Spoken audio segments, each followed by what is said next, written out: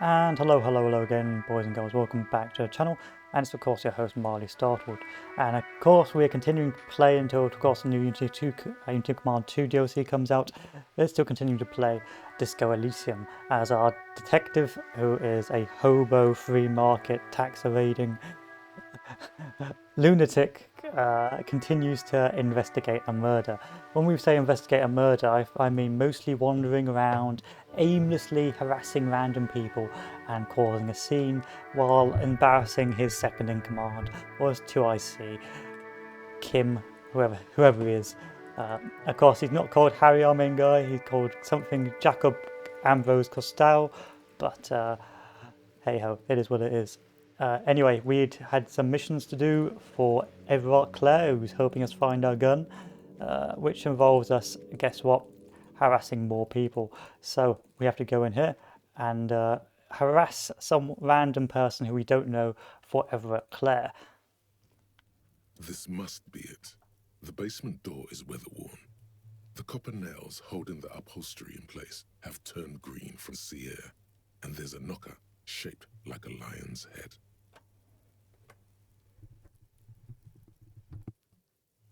Oof. It can be a bit of a nightmare sometimes sorting out the audio because the big thing I have is the background whir of my laptop, but hopefully you guys aren't hearing it. It's very quiet, so you may have to turn it up. No, I think it's pretty good. Anyway, let's go. The royal lion, Guillaume's kitten. This knocker will last a lifetime and then some.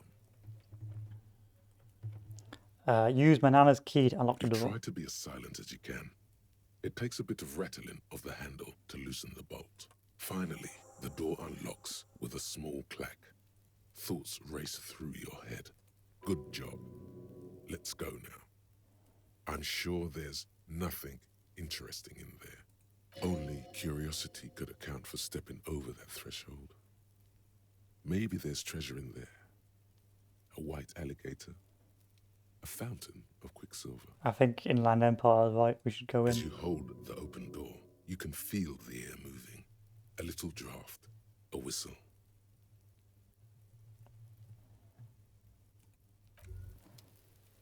Master Investigator, you just can't keep yourself away from locked and hidden places, can you? What do you mean? Nothing. You're right. Get in there. Deep. Invade every personal space. Break every lock. Hey, I'm not some sort of peeper. Sure, friend. This is nothing sordid. Nothing inappropriate. You just have to do this. It's your duty. You're right, savoir-faire. It's my job. Savoir-faire. That is a jacket.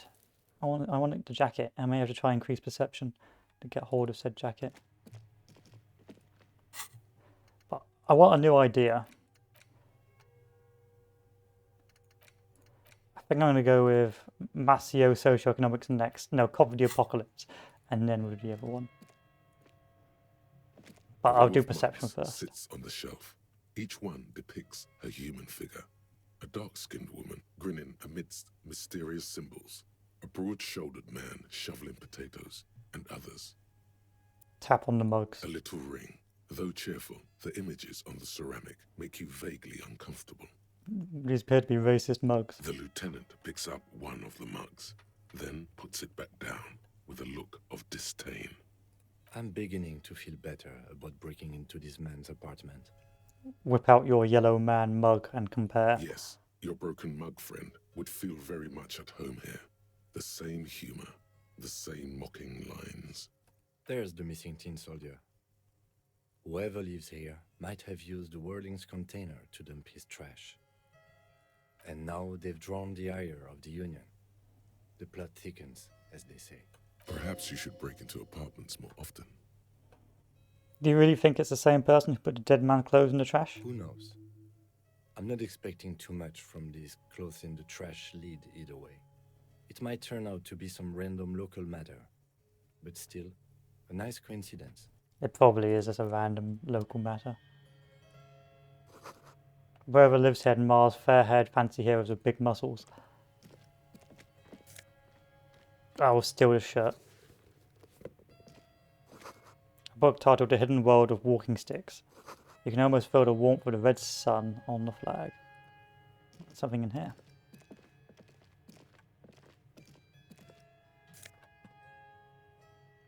Magnesium. A small suitcase full of clothes. Guess stay here sometimes. Really nothing else I can rob? A row of mugs. It's a shame. I had hoped to pinch more things. Anyway, that done. We can now actually investigate the body.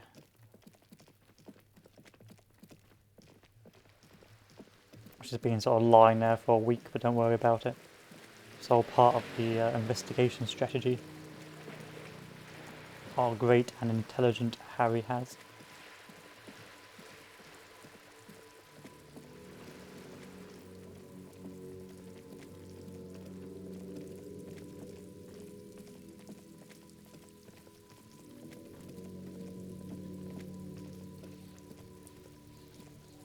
Hello, Kuno.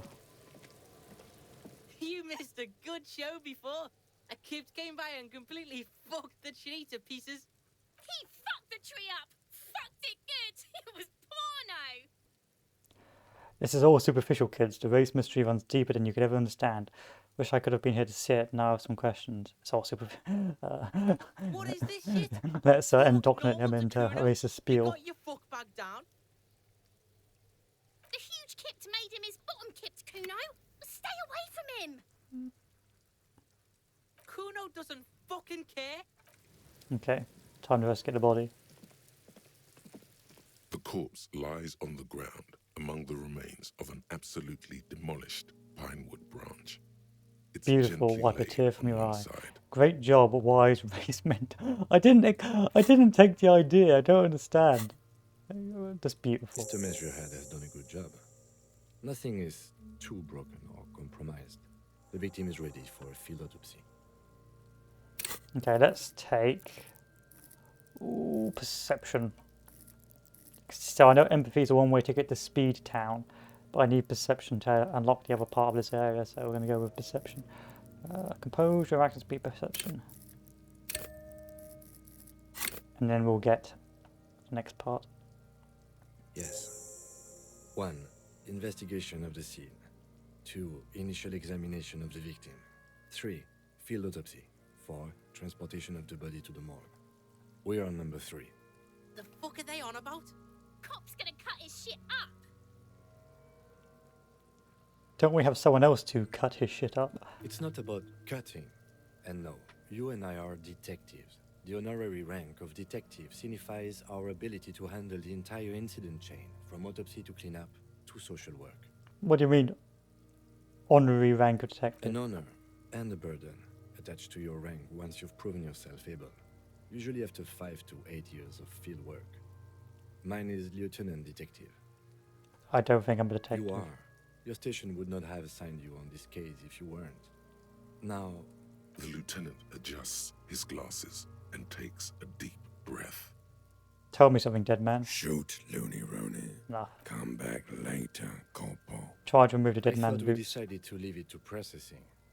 Let's not turn this into some kind of circus. Fine. What exactly is a field autopsy? Come on, officer. You know what a field autopsy is.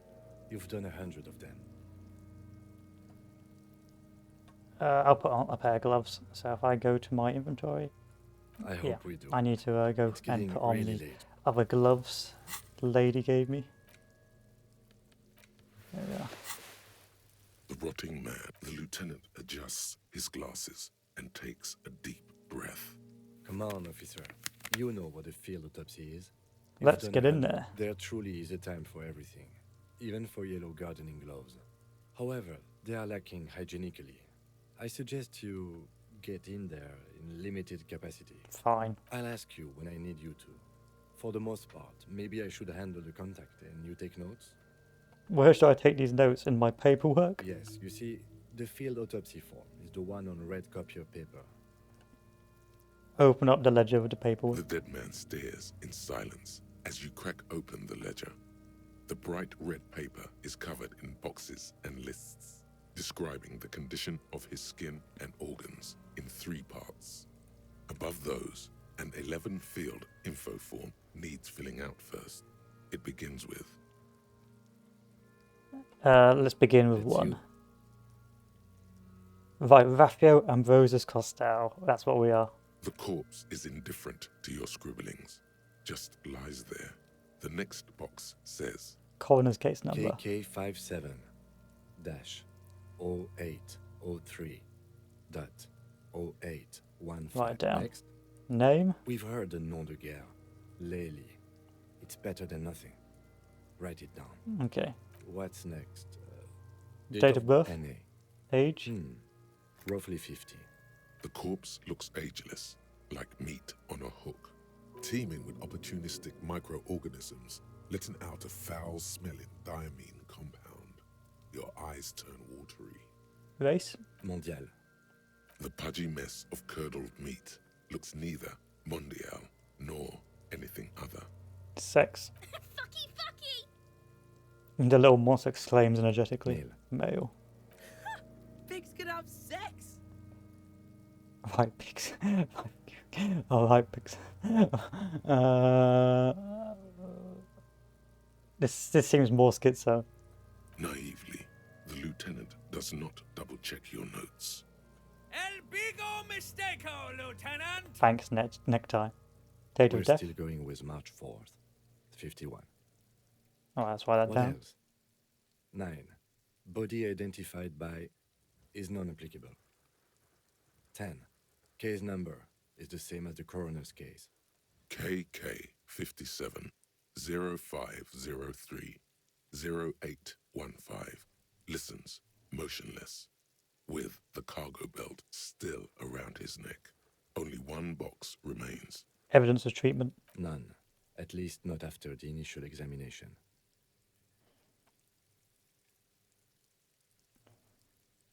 What is exactly his treatment? Interfering with the body's position or wounds post-mortem. How did you not know that? Aren't you a cop? You're leaving a weak impression here. Say something sure-handed. Don't overdo it. It's okay to be unsure. I'm not sure. Didn't the footprints look like it was carried over? They'd have to have incapacitated and carried him over. This man was more than a match for untrained dog walkers. He places his hand on the dead man's chest as if in preparation. Your central nervous system recognizes this gesture. It's the stations of the breath. Ecclesiastic, religious in nature, a holdout from pre-DeLorean burial rites. It takes him 2 seconds to perform. Then, somewhere in Jamrock North, a small wood shed behind Rosencrantz Row, Lieutenant Nick Feuerback puts his hand to the chest of a small corpse, no larger than a monkey. It's raining outside, light drizzle. There is darkness in the shed. Okay, so Spirit of Corpse is showing us another example of other cops doing similar things. Elsewhere yet, an obese female sits in a wicker chair, her silhouette bull-like against the window. Outside, Grand Coudon. The day is turning dim for Sergeant Mac Dawson. Hand extended, he approaches, to make sure she is dead more than anything else. The building is tall, 7 stories, wind-wrapped in solitude. Most of the apartments are unoccupied. This was a suicide. The other, an accident. The small one. And so, all across Jamrock, Coal City, GRIH, 42 deceased persons found today. 42 stations of breath. We should start the post-mortem. The corpse cannot feel Kim's hand on his chest. It no longer meaningfully interacts with its surroundings. A thicket of boxes and lists on red copier paper tries to answer why. Try and remove the dead man's boots again. I thought we decided to leave it. Damn it, this is turning into some sort of mega puzzle. Okay, fine. External The summary. deceased wears armored boots and white briefs. The make of the briefs is Babrodine, I think. Let's see. He turns the body onto its side to check the underwear label. See, it's happening. Babrodine, yes. Inexpensive. Size M. Color white. The disappointment is palpable. The red-haired thing was expecting something more lurid. Write it The down. boots are ceramic. Vitreous enamel. They are fused to his skin from blood flowing downward post-mortem. Removal of the boots is left for processing. When am I going to get them? Patience. After the autopsy, before the body is taken away, there will be a window of opportunity. After the lieutenant has gone to sleep. I hope this has helped you, my liege. Thank you, drama. You're great at helping me steal from the dead. Tattoos. He stands up, feet planted on either side of the body. The upper torso is covered in a single, continuous tattoo, resembling a map of the night sky. It reaches from the right shoulder to the heart. The ink is blue and white. The assistant has a color photograph of the markings, to be added to the case files as document A1. The photo is taken on the scene, using a Trigat Mini. The deceased has a cargo lashing belt around his neck, tied with a hangman's knot. Color yellow. Length 3 meters. There is a buckle on the other end. Well-nourished, athletically built, measuring 1.8 meters. Generally consistent with age, about 50. Preservation is good. Ambient temperature, below freezing. Good to know. The spine is bent more than the lieutenant compensated for. This buster's actual height is about 1.85. And no, you could not take him straight on. I'm going to write 1.85 meters. Of course, I undercompensated. Body hair is light brown. Distribution is consistent with age. The deceased had male pattern baldness. Hair is combed back, short. Touch the corpse's hair for no The apparent hair reason. under your latex fingers feels cold to touch. Wet. Stroke his hair. Stroke his head gently. The stench is suffocating. Strands of dark brown hair start sticking to the latex of the glove, like thread off a rag doll's head. There must be brilliantine in there. He's combed his hair back with oil. Keep petting him. More hair sticks to the glove. Hair off the rain-soaked head of a dead man. There are bumps and dips on the skull below. An alien landscape. Write it down, adding the brilliantine. Just being Lividity is a complete consistent with lunatic is sanity. apparently helping me The solve head the is case. congested. Contusions are present on the head, chest, and thighs, consistent with stones thrown post-mortem. Low velocity. Fucking low velocity? You think Kuno doesn't know what you're talking about? Velocity was fucking max. Talking shit about Kuno's velocity. In addition, there are bite marks on the face, scalp, and chest, consistent with predation. Write down, but I meant for high You velocity. get your mark. I'll help Kuno out. Lieutenant produces a small folding knife. With the other hand pulling on the belt, he starts cutting into the polyester. The stench is horrid. After a while, it's obvious the material cannot be cut.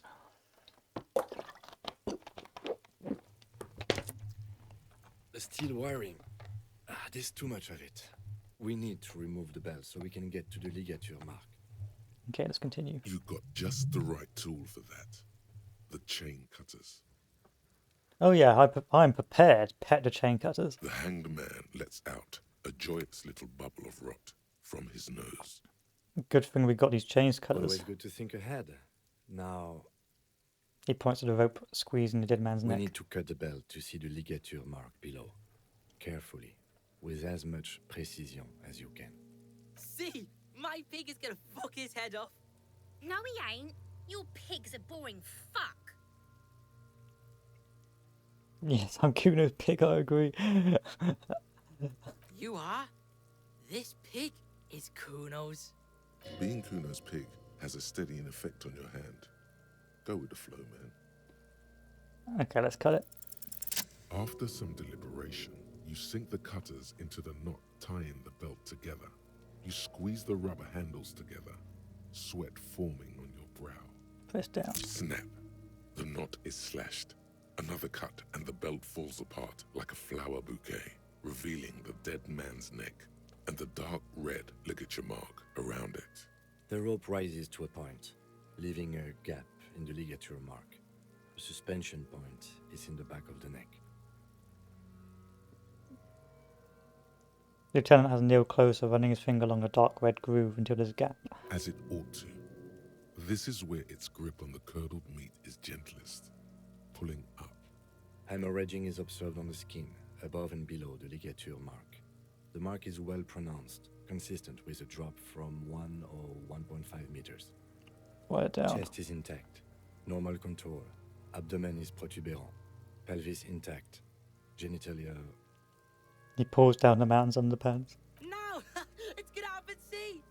I fucking knew Thanks, Kuno. Genitalia is male and unremarkable. No evidence of injury. We've got to, boys and girls. We've got to inspect your genitals. The dead man's penis is average sized, congested from the downward collection of blood. The testicles are uneven in length, hanging underneath. The genitalia is greenish. Marbling is present around the crotch. You should touch it. I don't want to electrochemistry. But you've never steered me wrong. Doesn't feel like anything. A cold spot under your gardening gloves. Unremarkable and unalive. My pig's so fucking ill right now. Thanks, Kuno. His voice swells with pride. Oh, your pig's pretty sick, I gotta say. This wasn't necessary. What's going on here? Why are you doing that? I'm detecting police work. Doesn't have to be solicited. It's an experiment to see what happens. The lieutenant is unaware of what's happening in your head and why you're touching it. He merely expects you to write down his notes on the man's genitalia so you can move on.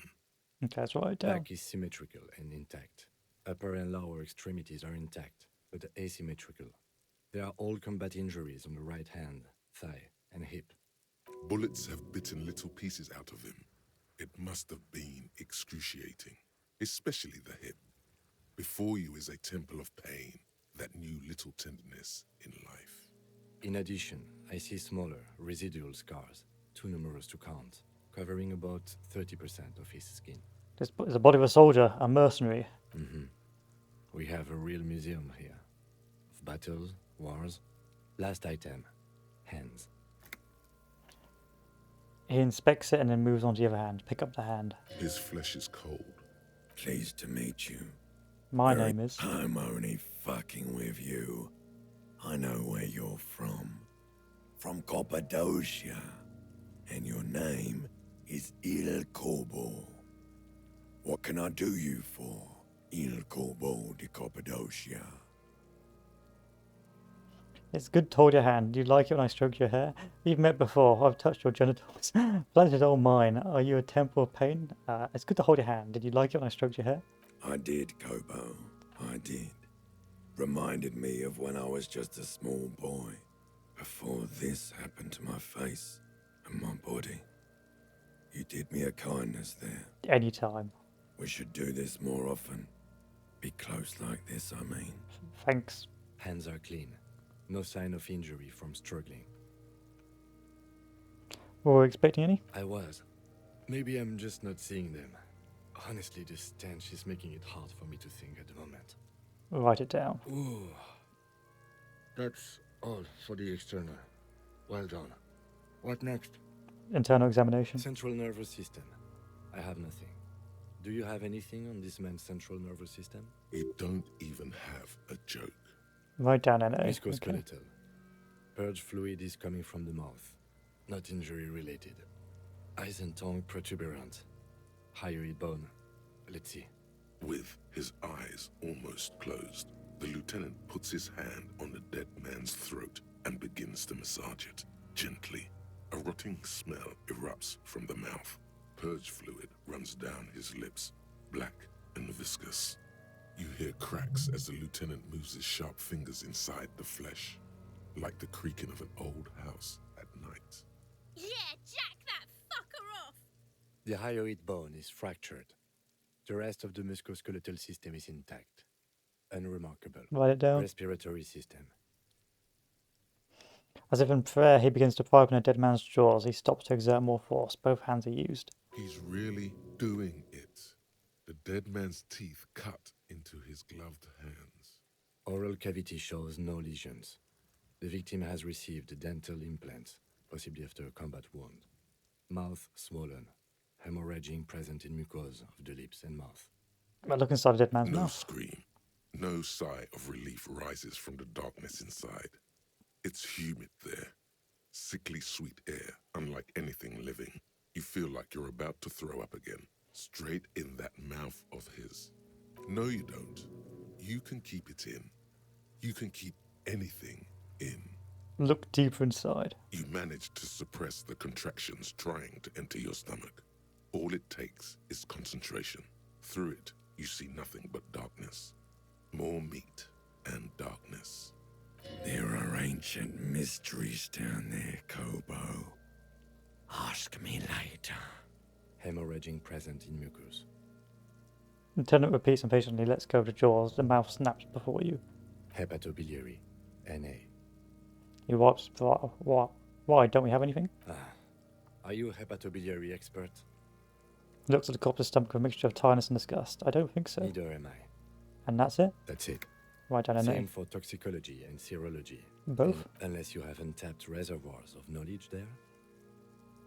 The completionist in me wonders if there's something we can still do. Like a toxicology screening. Looks this at the stage, monster. I doubt processing will find anything, even if it was brimming with cocaine. But still, you should add a request. Continue. Brimming with cocaine. Write NA and add toxicology requested. Cardiovascular. The body exhibits heavy lividity. Blood has gathered in the hands, feet, and neck. Hypostasis is visually consistent with the hanging. Write it down. Gastrointestinal. He breathes a sigh of approaching relief. This is the last field on the list. He looks around to the ground, the pool of feces there. Digested semi-solid food in stomach. Voila. Write it down, keep the voila. What's next on the list? Descriptions of injuries. Let's see. We have bite marks, contusions on the head and chest, and a ligature mark encircling the neck. You'll need 3 feels. Leave a 4th one too. Be thorough if you want maximum results. Bite marks. Head, chest, and scalp bite mark injuries. Predation by birds has caused damage to the body. Odontologist does not need to be consulted. And your opinion, officer? Non-fatal post-mortem. Agreed. Next injury? Contusions? So, the scalp bleeds from a post-mortem head injury, a stone. The injury does not have the rim of an early inflammatory response. The perpetrator on the scene has confessed to causing it post-mortem. At maximum velocity, fucko! Yes, Kuno. Has confessed to causing it Still at beat me up maximum again. velocity. Coagulated blood sticks to his scalp and chest, where the countless stones have hit the dead man. Beneath, the description of injury. 2 boxes. Non-fatal post-mortem. Right. Next, What's the 4th injury field Nothing. for? just in case. Right, ligature mark. A dark red abraded ligature mark encircling the neck, with a gap on the nape measuring, let's say, 7 centimeters. The hyoid bone is fractured, the cervical column intact. I see hemorrhaging on the skin, above and below the ligature mark. Depth of the mark, 1 centimeter. No signs of clawing on the neck. Write it down. Below the note, 2 customary boxes wait to be ticked. The man's head jerks to the side. The ring around his neck is visible. Think for a moment. There's time. Don't rush. What was that about no clawing around the neck? You'd be clawing for your life. Think for a moment, there's no time, don't rush. What was that about no clawing around the neck? You'd be clawing for your life. Okay, so this is a game sort of trying to tell me that this hanging is not all it's cracked up to be. Because the guy was hung, but he was unconscious according to the Hardy Boys. But then again, you'd think he'd resume consciousness once he was hung. So this is where you get sort of to choose between the looking at things at face value or doing non-fatal post-mortem. Of course, because we're such a bad cop, here's some spoilers incoming, boys. If you're such a bad cop, you'll just go with the assumption that it is a fatal injury, but this hanging is more than meets the eye. And of course, if you've got these different sort of emotions telling you otherwise. Sometimes the emotions steer you wrong, but generally speaking, the emotions will tell you otherwise or try and guide you the right route. And so we're going to go off our emotions. And so non-fatal post-mortem. The lieutenant falls silent abruptly. Why do you say that? I just took a whack in the dark. I'm serious, I don't think this was the injury that killed him. Okay. Why don't you think it was fatal? Why didn't he claw his neck when they hanged him? Why did they not tie his hands? A big man like this is dangerous. Honestly, I'm not sure there weren't marks on his wrists. That part got blurry for me. The stench. But you are right. There should be signs of struggle. Let's leave the cause of death empty for the time being. Let's wrap this up. I pronounce this field autopsy over. How did it go? It was an irregular field autopsy. We did not establish cause of death, which is supposed to be the goal of an autopsy. But personally, I do not see this as a parameter for success. We also requested a toxicological screening. That was thorough. The results should arrive in a couple of weeks, if we are lucky. I will not hold my breath. What else? We were thorough with the list of injuries, too. We described them all in detail. What is there to say? Given the circumstances, it was a professional field autopsy. Continue. Oh yeah, well done, Master Detective. Maybe a drink is in order? Perhaps a drinking disorder. Now, you see, that worries me. You will die if you drink. You know that, don't you? You are proving a useful detective. The organization would miss you. Please get yourself together. The lieutenant from Precinct 57 thinks. What now? I need a copy of that autopsy form. Then I will drive him to Faubourg Rip out a copy of the for autopsy. processing. Looks for a dead man one more time, then at the slip of paper in his hand, then at the corpse You again. tilt your head, also looking at the corpse.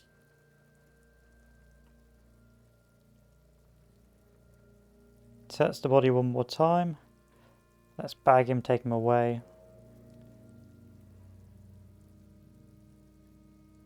Let's search him one more time. You run your hands over the victim's cold body, his limbs. Look at his The pants. genitals in his breeches continue to be unnoteworthy. You see the penis of a dead man. Oh no. If you've seen it once, you've already got. Maybe if I touch it There again. is no need.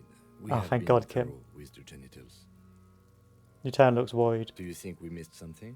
You can't shake the feeling that there are more secrets concealed in the flesh before you. Yes, there's something we're not Okay, seeing. well, we are in livor mortis here. He is disintegrating. We need to refrigerate the body if we want to conduct another examination, and we need to do it fast. Can we just let him hang out here for a while? If you want for this task to slowly become impossible, then yes.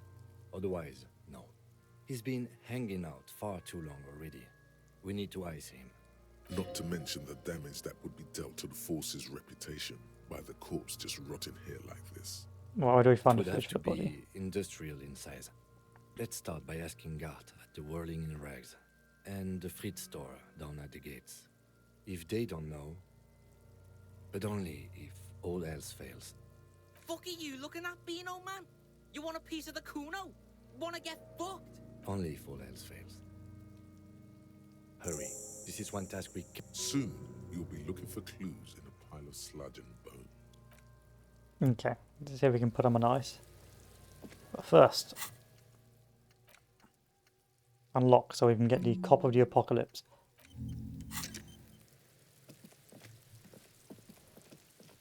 Did we get another? No, we didn't. Okay.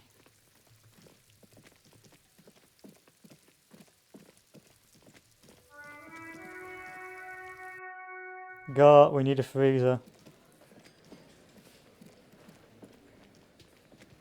Can I help you? I'm in need of a fridge. Yes, yes. For the dead body. You want to put a dead corpse into my fridge, right? Correct him. No, we want to put a very dead body, a very important dead body in your I fridge. don't care. You're not putting a dead body into my fridge. Why? Because this is a culinary establishment, not a morgue. I can't believe you even asked me. It would only be for. Lieutenant, you too? You're asking too? No. The answer is no. I will not turn this place into some kind of macabre circus. Wow. Turned the lieutenant off like he was a busted old radio. He really is the lord of his realm. Gart, please. Let's go talk to the. Gart, why have you done this?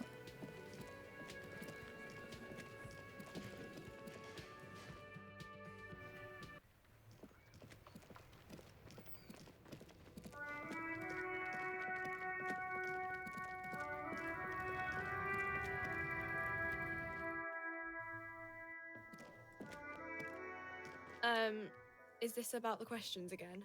Because I don't really know anything. I need to exchange this novelty check for cash. Wow. I didn't know you worked for the union, sir. She rolls up a giant novelty check. Looks like she's seen it before and slips under the counter. Anything else I can do for you? That was easy. Worryingly so. Blow the whole thing on speed and gin. Right now. Speed and gin. Great combo. I'll try electrochemistry. I'm doing my best to get that speed. Mm-hmm. Right behind you.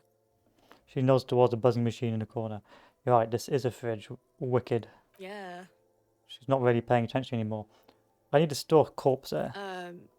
You're joking, right? Yes, this was a joke. Half a bad joke. Merge the fridge with fingers, one eye closed. Never mind, it'll never fit. No, I'm not joking. I need to store the corpse of the hanged man in your fridge. Okay. It wouldn't even fit, you know. Now that I'm looking at it, maybe a glass-doored fridge in a public grocery store isn't the best option for storing a corpse. Pity, it would have been so beautiful. Yeah, I don't know. Okay, so we got one person left to help us out. The man, the myth, the legend. The man who has beaten us in single combat and keeps harassing me when I try and do autopsies.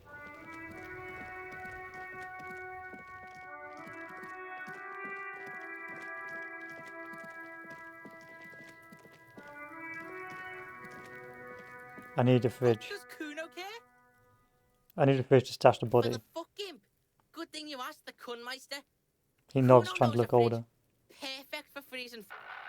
I thought you would. Where is it? Bacon Man's in a rush. But what's in it for the Kuno? What's the return on Kuno's investment? Kind sir, I will pay you for this information one day. Right now the clock is ticking. Kuno's clock's not doing shit. Kuno's got a fuckload of time. There's nothing on his wrist. Don't believe him, Kuno. He just wants to use your fridge. Caught through a yard? Kuno's got everything Kuno needs. All civics and shit. You can't buy Kuno, pig. Kuno's already got everything. Gamble. Kuno's a poor kid from a poor neighborhood. Say your job is on the line. He'll sympathize.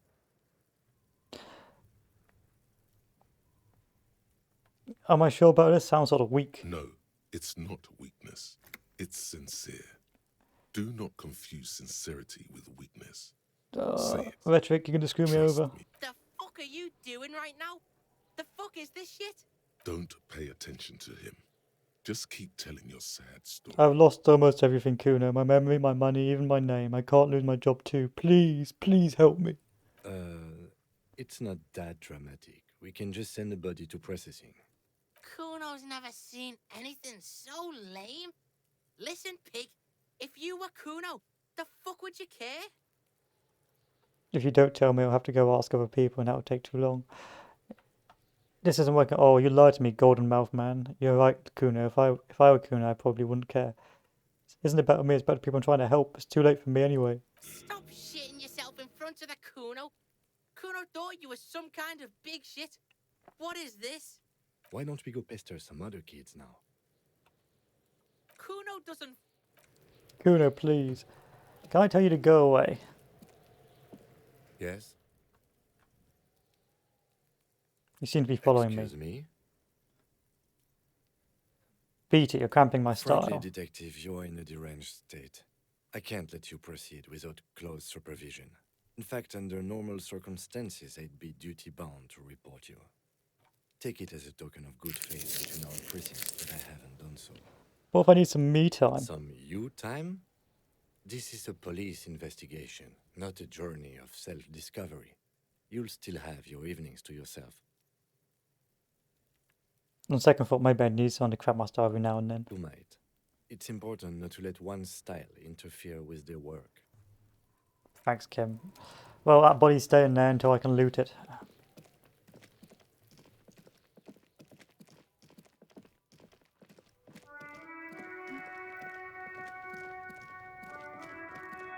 Kim's let me down. They've all let me down.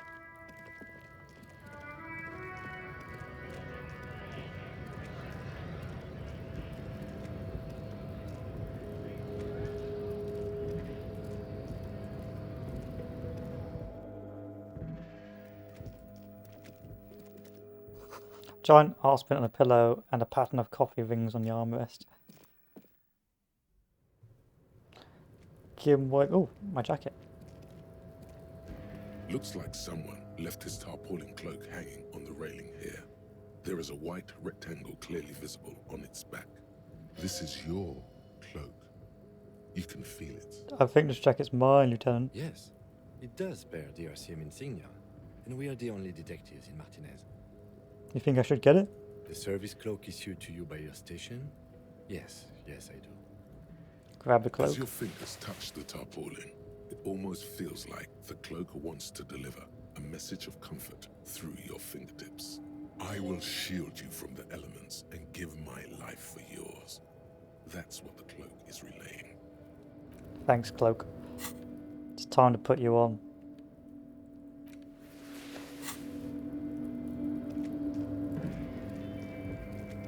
Hobo cop.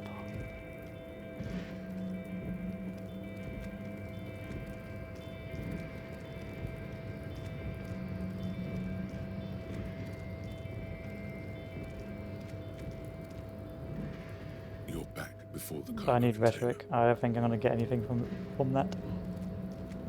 Unfortunately.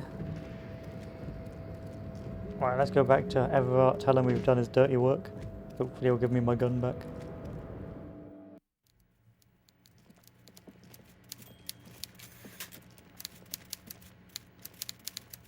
Mr. Dubois, a pleasure as always. You don't have to sit down this time, since you've already sat on that chair. I open the door, you ask. Can you discuss the murder now? I'm very glad to hear that, Harry. One question. You didn't actually happen to stumble in and see what's inside the apartment, did you? There is no way to sway this man in any direction. He is unsuggestible and unswayable. Just tell the truth. I may have gone inside and seen a collection of racist mugs. Just as I thought. Culturally antiquated mug collection. What a weasel. Pissing on Everart's Rainbow Coalition. Now let's get down to brass tacks. It's time for men like me and you to figure out who's killed who and why. Real police work is gonna start happening now. I promise you, Harry, this is gonna be good. You start talking about the mug over the lynching. It's time to talk about the mug. The mug is more important than the murder. The mug collection I mentioned was in the apartment. I found a similar mug in the trash with the hangman's clothes. Racist mugs in the trash and in the apartment? You guys are just light years ahead of me. I have so much confidence in the ability of your organization. I'm relieved you're doing this and leaving me to do what I do best. Helping people. With the power of politics. Yes, yes. Do you think this weasel is somehow connected to the murder? Oh, no. I don't cross paths like that. All I want is for you to succeed in your investigation. I would never complicate things for you. But this weasel may have cleaned up after the killers. Believe me, Harry, he's a nobody. Just your basement variety nobody. Can't imagine him being connected to a high-caliber case like this. But he does live nearby. Maybe it's a pedantic weasel. Fascists are known to be neat freaks. I feel like a real detective right now, Harry. Am I getting this right? Seems like it's bashing something with an imaginary baton. That's not how you batten someone. The technique is way off. You strike with your whole body, not just the baton. No, you have to put your weight behind it if you want to do real damage. Oh, Harry, thanks for the tip. I'll leave doing the real damage to you. You are the real police officer after all, not me. That's all he's going to say on this subject. I've heard about a connection between the lynching and the strike. I'd like to hear what you know about it. By now, I'm sure you've figured out who the dead man was working for. The bad guys. Wild Pines. Sent to scare us. Another violent measure of the top hats against us flatcaps. Harry, this strike is the culmination of many, many mistakes made by the Wild Pines group. They tried to shut the strike down by sending in armed mercenaries. You mean our victim? A security contractor? Can you imagine that? Workers standing in peaceful protest, united in the spirit of fellowship, and they send hired killers to mow us down with machine gun fire? He performs a motion as if spraying bullets from a machine gun. I'm talking beasts, hardened killers from proxy wars in Yisut, Semenine, Saramaritsa, you name it, they've done it. Raping, killing, burning villages, Killing little children for the Senorita Pineapple Company, Harry. Everything they did there, they brought over here. They want to turn Revachol into a third world slum. Honestly, the only thing they didn't do is kill the village elephant. Hold on, you have a village elephant? No, Harry, the elephant is metaphorical and so is the village, but the mercs and their brutality are very real. Go on. Now, I haven't personally witnessed the brutalities out there. I have the luxury of staying in my container, you see. If I need to go somewhere, they just move my container. They just moved container? That's pretty extravagant. I'm an old man, Harry. My legs aren't what they used to be. They lift my office with that big crane. It's actually very fun. You should try it. But enough about me and my fun container. The killers the company hired, I think there were 3 of them, all hardened commando types. One of them got downright suicidal, getting drunk, violent, a little rapey. Even their own negotiator couldn't control him. That's your boy, the one who likes hanging out and trees. By negotiator, you mean Joyce? Oh, you know Harry, this. What you need to realize is, we dock workers are not pushovers. We got grit, Harry. This whole neighborhood does. Push us hard enough and we push back. And when we do, we push to kill. Okay. Wait, the whole neighborhood is in on it. Potentially, Harry, potentially. We got arm wrestling champions, rowing club people, ex-coal miners, tough guys, all ready to spring into action for their home base. Who did the pushing? There's a militant wing inside the Union. A group of people whose duties don't involve manual labor, but peacekeeping in the neighborhood, making sure everything runs smoothly. They're like you guys. Idealistic people who want to make sure bad things don't happen. And if they already have, well, punishment must follow. So these idealists killed our victim? One day Titus Hardy, leader of this peacekeeping faction, comes up to me and says, "Boss, socialist democratic fervor drove us to take it upon ourselves to kill this beast that was burdening the land." He probably worded it differently, but that was the idea. Sure sounded to me like they killed him. I gave them 2 weeks paid leave and told them to lay low to avoid retaliation.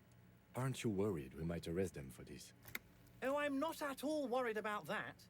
These are not the kind of men who get arrested. They're Martinez boys, tough and gritty. I'd like to see the man who takes them in. Besides, I sent my lawyer girl to look after them. Tell me about Titus Hardy. Oh, they are simply fine young men, all 7 of them.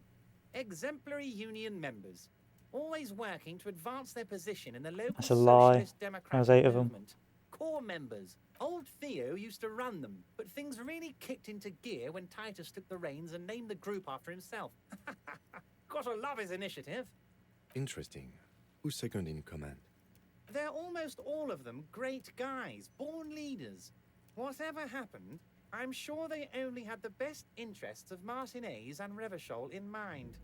Work with them. Hell, interview them. But don't fight them. They really are just like you. Men who like beer, women, and some order on the streets. Can you tell the Hardy boys to be nice to me? But of course, it's the least I can do for my good friend Harry. I'll do it right after we've concluded this talk. You can now go and tell Titus about this. See what he has to say. Also, Harry, here's 5 real. Why are you giving it to me? I'm not giving you anything. I'm just holding out 5 real. Thanks. The lieutenant watches you pocket the banknote. He looks a little puzzled. Good boy. A real team player. Now, do you have any more questions? Tell me about a lawyer Liz is a girl. bright one. I paid for that law degree myself, thinking it'll probably turn her all fancy. But hell, Harry, she came back a firebrand socialist. Sometimes she scares me with her zeal. Okay, what do you know about the mercenaries? How do I know? Let me tell you about these people. That's their MO. It's what they do.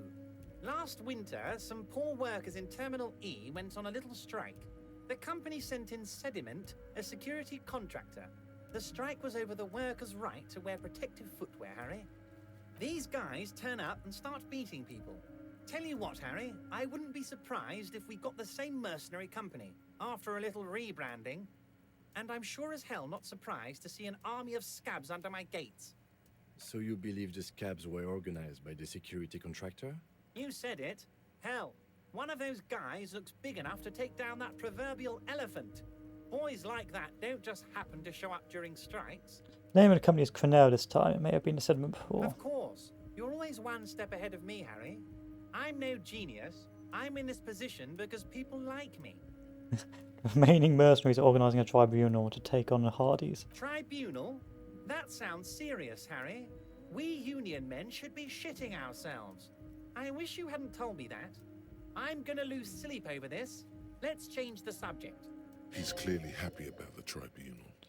You don't seem too worried about this. Oh, Harry, what do I really think about the tribunal? You're trying to climb to second base with old Everard before you've even courted him properly. Okay, fine. Was it a good talk? I'm not sure we made much headway here. I was hoping we'd bust the case wide open. Heck, I even wanted to tell you what I really want to achieve with the strike. I don't know what happened, Harry. I wanted you to feel like Mr. Martinez. And of course, I also wanted you to find your gun. But it's like I can't completely trust you. Yet. Yes, Harry. It's like I can't fully trust you if you're not a man of the left. I want to, but I just can't. He's been hurt too much in the past by men who aren't social democrats. You're right not to trust me. I take care of me. I'm a hustler. I grind. I'm a money engineer. Perfect, Harry. That's perfect. My version of the left is not against the companies. It's with the companies. Honestly, what I have in mind is a business proposal. He's such a schemer. Business proposal, but still. And what would this entail? Once again, I require nothing unethical or illegal of you. You just need to get 2 little signatures on this piece of paper, and then mail it to my accountant in La Delta. Okay. What do I need to You do? bring joy to my heart, Harry. Such a pleasure to be working with you. He hands you an open white envelope. You need to get signatures from Isabel Sadie and Lillian Carter. The cul-de-sac is right past the pawn shop and across the canal. I hear there is some trouble with the waterlock, but they should fix it by Wednesday morning. Once you have the signatures, mail this to 13022 La Rocca in La Delta. Then I know we can do business together. Anything else you want to mention? Certainly. By all means, Harry. See you. I guess that concludes our discussion.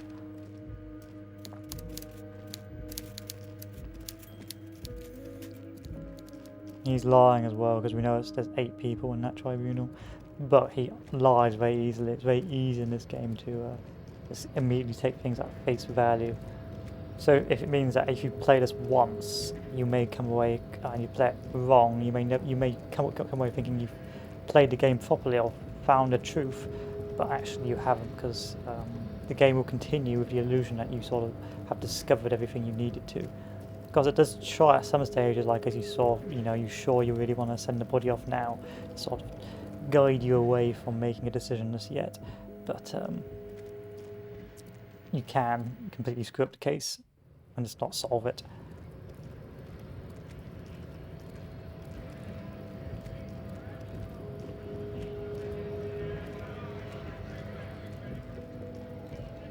But it means it's got some good replayability, unless of course you do 100% it and you are a real try-hard. When I first played this, I was a real try-hard. Like, I played as a proper, trying to get every single successful skill check. The afternoon sun shimmers off the white on blue police livery of What am the I motor thinking about carriage. this? Do something important? Something murder-related? There's always something important. Doesn't mean you can't take a moment to admire this piece of machinery. Even at a standstill, the unibody Caprice Canema looks sleek and dynamic. The cabin is tilted frontward to give it a more aggressive, hunched look. Someone has waxed it recently.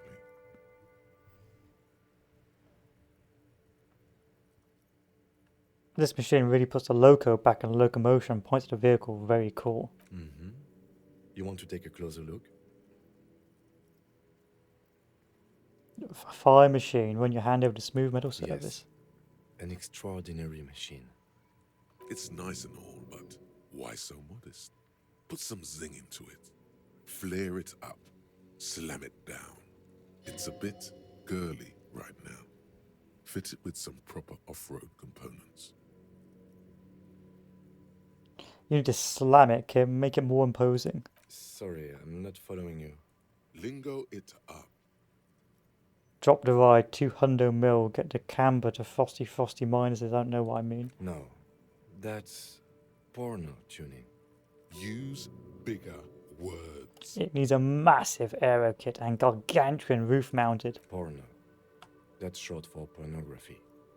What's wrong with that, Kim? That's a negative on the porno. Thank you, though. What about the engine? 130. I reckon that's a 7-litre V12 there. 7 litre V12? 7.2. Supercharged. I mean, that was no point talking about that. That was not an efficient use of my time.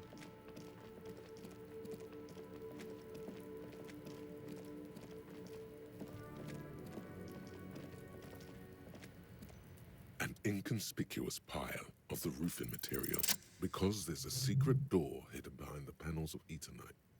That's why they're too orderly. There it is. You see a shabby little door.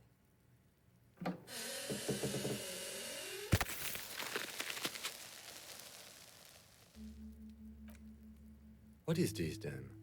A tool? Okay, so what skill check should I do? So if I talk to Kuno again. Fuck does Kuno care? I found your shack, Kuno. You found Kuno's secret door to Kuno's secret shack. It was closed for 5,000 years.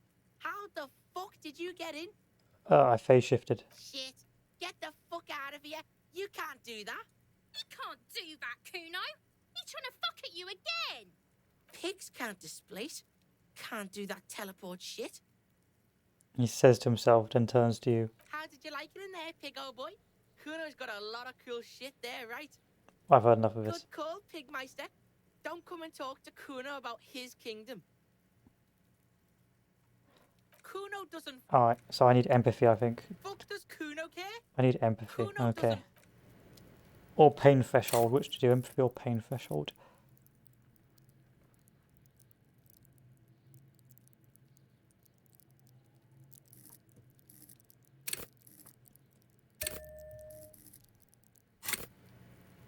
Fuck does Kuno care? Kuno does... Kuno is not impressed.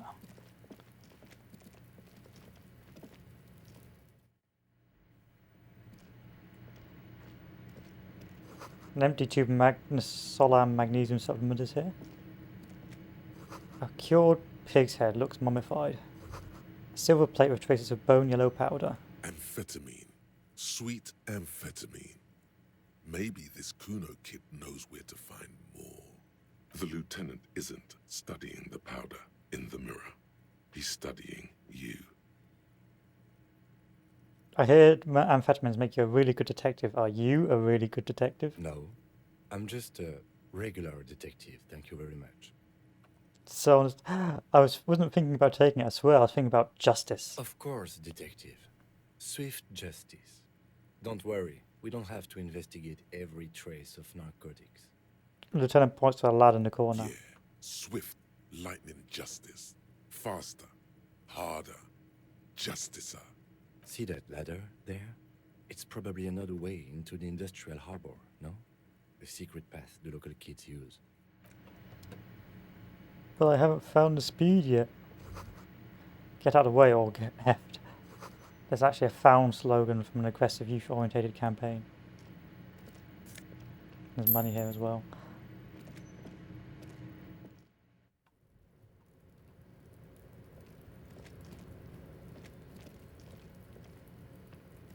Okay, what was the point of this? How do I move on to the next area?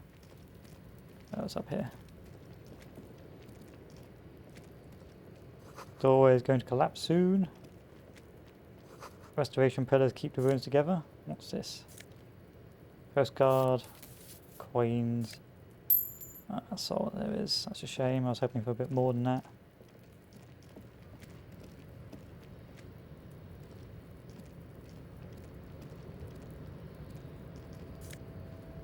Nose are fed.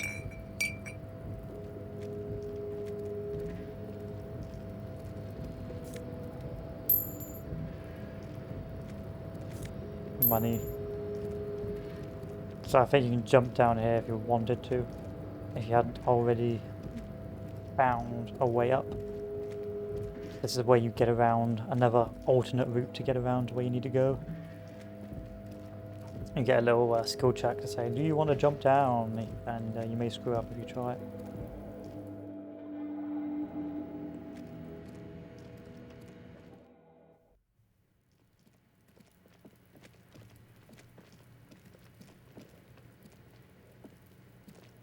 Fuck does Kuno? You put your The fuck shack. do you want with it? What's with the pig head? Oh, that. Kuno decapitates pigs. That's just a Kuno demo tape.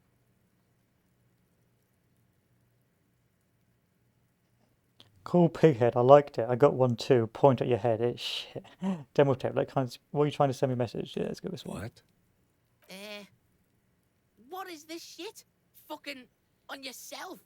This is weird level shit. Kuno doesn't go there.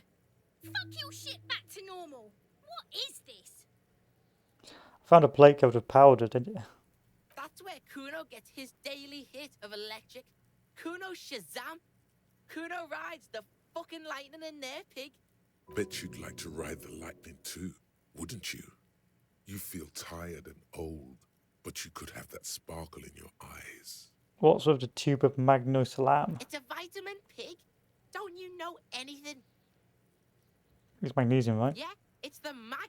You fucking need that shit to stay on top of your game. Kuno goes through like a tube a day, rips mag like a motherfucker, and you could use a battle. Oh, don't teach him, Kuno. He's gonna use it against you, Kuno. I know all about magnesium. I work it all the time. You're not getting this, pig. It completely takes away the hangover. It's like you didn't do anything. Like you stayed home playing with your choo-choo. He looks at you, eyes bulging. Fuck you, pig. Don't do mag. You're gonna OD and you're gonna fucking die. Good call, Pigmeister. Don't come and talk to Kuno. Doesn't. Can I apologise to you and get Kuno back on I'll side? die before I squeal, pig. Listen, child, that corpse made me puke twice, and I was wondering why you don't. Stay away from me, pig. You don't want to see what happens when you corner me. I'll die before I squeal, pig. Hey, kid. What's this kid shit? Fucking mind games. I'd rather die than squeal. Get the fuck out of here, face. You got done. Talk to me. So it's a girl. Interesting. I'll die before I squeal. I come from the woods, good Davidu. You don't want to go there with me. You don't want to see what I've seen. Don't be traumatizing here. Get the fuck out of here. I'll die before I squeal. You there behind the You don't fence. want to fuck with me. I got my hands bloody. I'm not here, pig. You're not seeing this. You can still see the top of her. Is that it? I'll die before I... That's a problem. Fuck does Kuno care?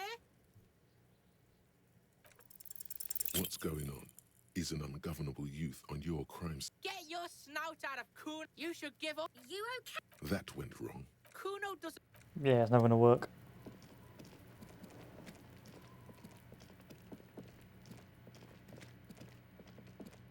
Never gonna work. I'll have to try again, something smarter. Inside, you see a set of steering levers, a radio microphone. How do I turn on the All headlights? right. Ready? I turn. He's downplaying his excitement. The lieutenant is more than happy. The dashboard lights up with orange glow. The rounds per minute gauge jumps, and the engine of the Caprice Canada comes to life, like a leopard waking from its sleep, yawning and roaring at the same time. Press the button labelled headlights. The lights unfold with a little click, casting electrical light onto the ground before the vehicle. There you go. I'll turn them off from the remote once you're done. We just need to stand in front of the machine now. Pick up the radio. This is Precinct 57. How Take me to Sylvie. Sylvie Malaika. Yes. Hello? It's the police again. Oh, great. What else do you need, Detective? Do you know how my paperwork ended up in the trash? Well, down the toilet, sir, clogging it completely. After I had unclogged the toilet and retrieved the paperwork, I threw it out in the trash, thinking you didn't need it. I am sorry about that. You hear Anything else I can help you with, officer? I'm done. in the cabin, Why did I turn the lights on? as you hold your ledger's clip under the headlamp, an iridescent hologram appears. A street grid and the veins of a great river. A familiar sensation washes over you. There she is. Revachol West. There's a note of pride in Lieutenant's voice. Around the borders of the watermark are dozens, no, hundreds of micro-perforations. Look at the There are perforations. many of them, and they are divided into 3 separate rows. The first row has 18 dots. The next is the longest. It runs. There are so many, it's hard to. The last row has. That's it. The rectangular watermark is overlaid with the logo of the ark. A rat brazenly darts in the middle of a broken. Ah, Martinez. Let me see. Right here. No, it does not. Those are perforations. They represent your record as an officer of the RCM. They are your statistics, as it were. I should have guessed you'd keep a record. Officers often do. Let's take a look. Son, here is where we score your life performance. You better hope it's good. The first row represents your years of service. 18 years. Okay, not bad at all. What did you do before you volunteered? I worked the land, telling horrors and lies the end to come. There are 9,855 days of mining. I was a hobo and I lived under a boat. Probably some boring office job. I feel like I went around apologising all the time. I got drunk like a minister. I walked the land. Cool. I'm glad you joined us. Not a lot of money in doom crying. Let's move on, shall we? This next row, the one that wraps all the way around, is your number of closed cases. Closed is good. It means finished. You've got, let's see, wow, more than 200. Is that a lot? It's quite a lot, even for someone who's been on the force for nearly 2 decades. Usually, clearing more than 10 cases a year puts you in the 90th percentile of all RCM officers. I told you it was a superstar cop. Call it what you want. You were a valuable member of your precinct. Now, let's look at the last row. Right. Those are your confirmed kills. You've got precisely 3 perforations there. Confirmed kills. That sounds pretty evil. A drink would soften that feeling. Is now time to pour one out for the fallen? Definitely not. That's not too many. For an RCM officer, especially Precinct 41, which is in the Jamrock Quarter, it's rather tame. I mean that in a good way. There are certain officers who treat their kills like some kind of ghoulish game. If they do happen to solve a case, it's usually by accident. It's obvious the lieutenant doesn't think very highly of these officers. But it seems as though you are, or at least were, one of the good ones. So we have that to be thankful for. He's sincerely glad you're not a scary predator. Not to say relieved you're competent. Are you sure I shouldn't pour one out for the fallen boys? If you want to pour out the booze you've been carrying around on duty, I'm certainly not going to stop you. Pour one out on the ground ceremonially. A dark pool of cheap wine appears at your feet. It shimmers in the lights of the Kanema. Honorably done. You have given up some of your own blood for theirs. I will make it okay with the power of rock and roll. Very noble of you. Are we done? The lieutenant That concludes our story.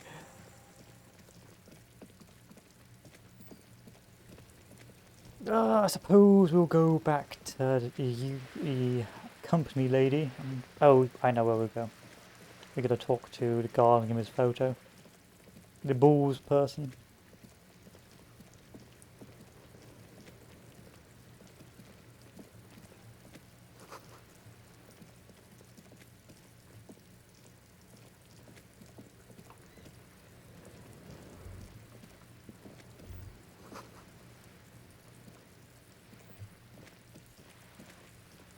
Vigilance officer, What can this old carabinier do for you? I found your guard booth. Yes, the Debardeurs Union pays me to stand vigil during the night. Not out of any political allegiance, mind you. I'm an old man. Don't sleep more than a few hours every night anyway, and money is tight. He has with a slight sigh. He feels like he has to justify himself for some reason. You must have seen something on the night of the murder. You both look right into the yard. Yes, it does. Unfortunately, I wasn't working that night. Been on a 2-week leave since last Monday. Why are you on leave? It's a private matter. Nothing to do with your investigation.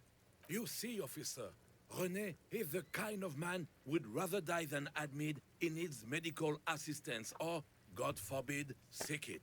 A real man's man is just gonna ride it out.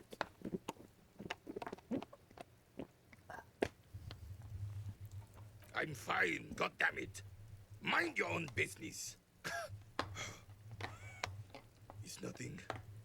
Just got to cut back on coffee. It's his heart. So who was working your shift No that night? one.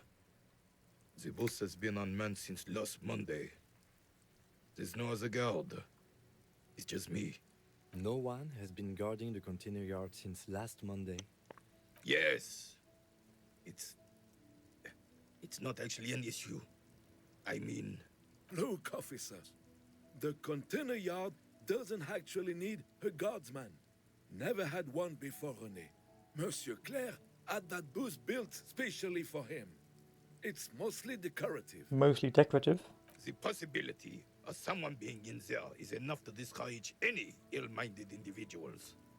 Evrard created this job for René because he knows the Royal Carabiniers' pension of honor and PTSD isn't something a man can live off. A decorated Kingsman collecting tear reflects bad on the whole neighborhood. His words. Everyone gets it. Big guys looking after the small. Shut the penalty only weakens a man further. Do or die. René is but one man. We need a pogrom. Get all the elderly back in the job market. René should rent out the services, invest the profit, get a few more guys, expand and repeat. Wage work is a dead end. Yes. Can we conclude the topic of my guard booth now? He is not going to become an entrepreneur. Here's a picture. She is nobody. This is none of your concern, and I refuse to discuss my private affairs with the RCM. The lady is Jeanne-Marie Beaulieu, and she sure as hell wasn't a nobody. Yes. Like I said, I would be up anyway, so might as well keep an eye out. It keeps my senses sharp. I'll get composure back later. Can I get the sandwich off you yet? Officer, the mere sight of police... Who is this lady? Oh, sweet Jenny. She was the finest woman in all of Revachol. Maybe the entire world. Do not defile her memory, Gaston. Let her rest in peace. His tone lacks its usual intensity, like he doesn't feel he has the right to speak on the matter. What happened to her? She died of pneumonia 2 winters ago. It was a quiet passage, peaceful. René and I were both by her bedside when she... She pauses, searching for the right word. Died. No use sugarcoating it. Won't bring her back. Will it now? Departed.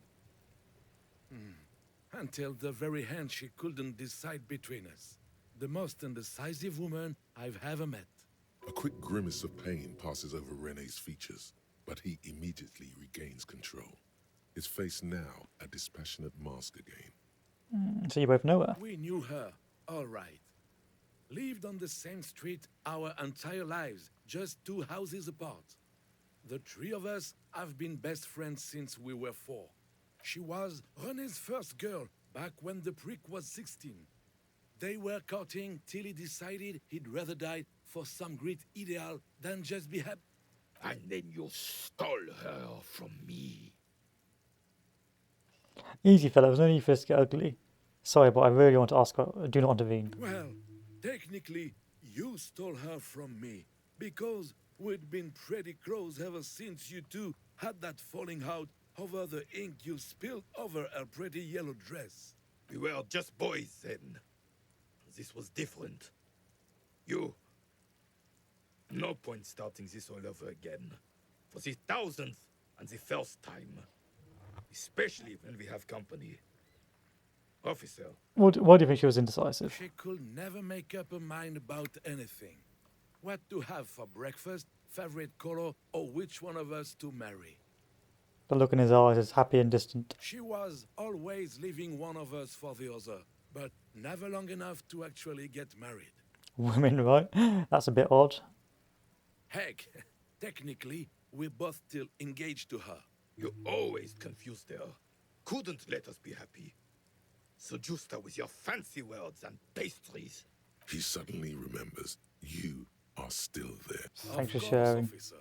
Memories are all we have. Anything about the Sure, union? No. No. Let's talk about Jean Marie? Sweets? No. Of course, You officer. won't give me the sandwich. Vigilance officer?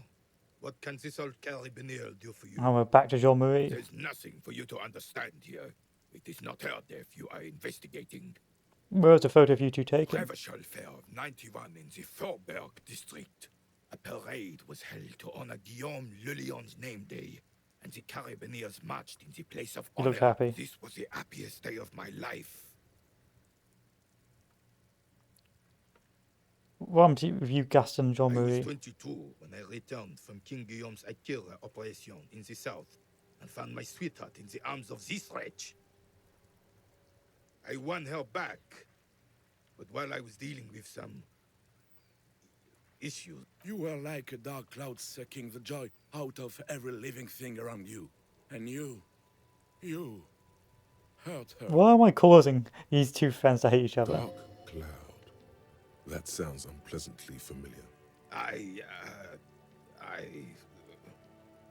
He looks down at his boots, lips moving, but the words are inaudible. Those days and memories are gone. He nods and looks at Renee with something resembling compassion. The old soldier says nothing, but when his glance quickly runs over Gaston's face, Just an odd look. There was no reason to bring any of this up, just to be an arsehole. Literally just going around and being an arsehole.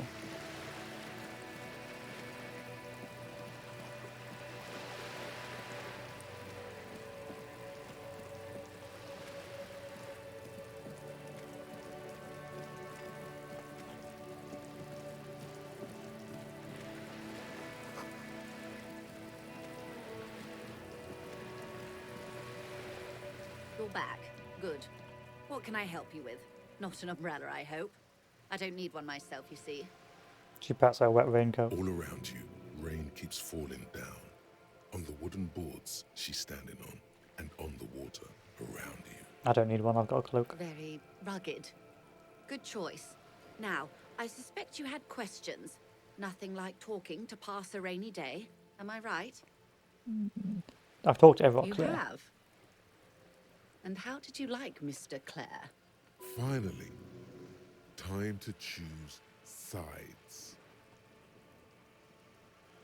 I can do business with him for socialist. He's not the champion I've chosen. I wish to swear fealty to you and the House of Capital.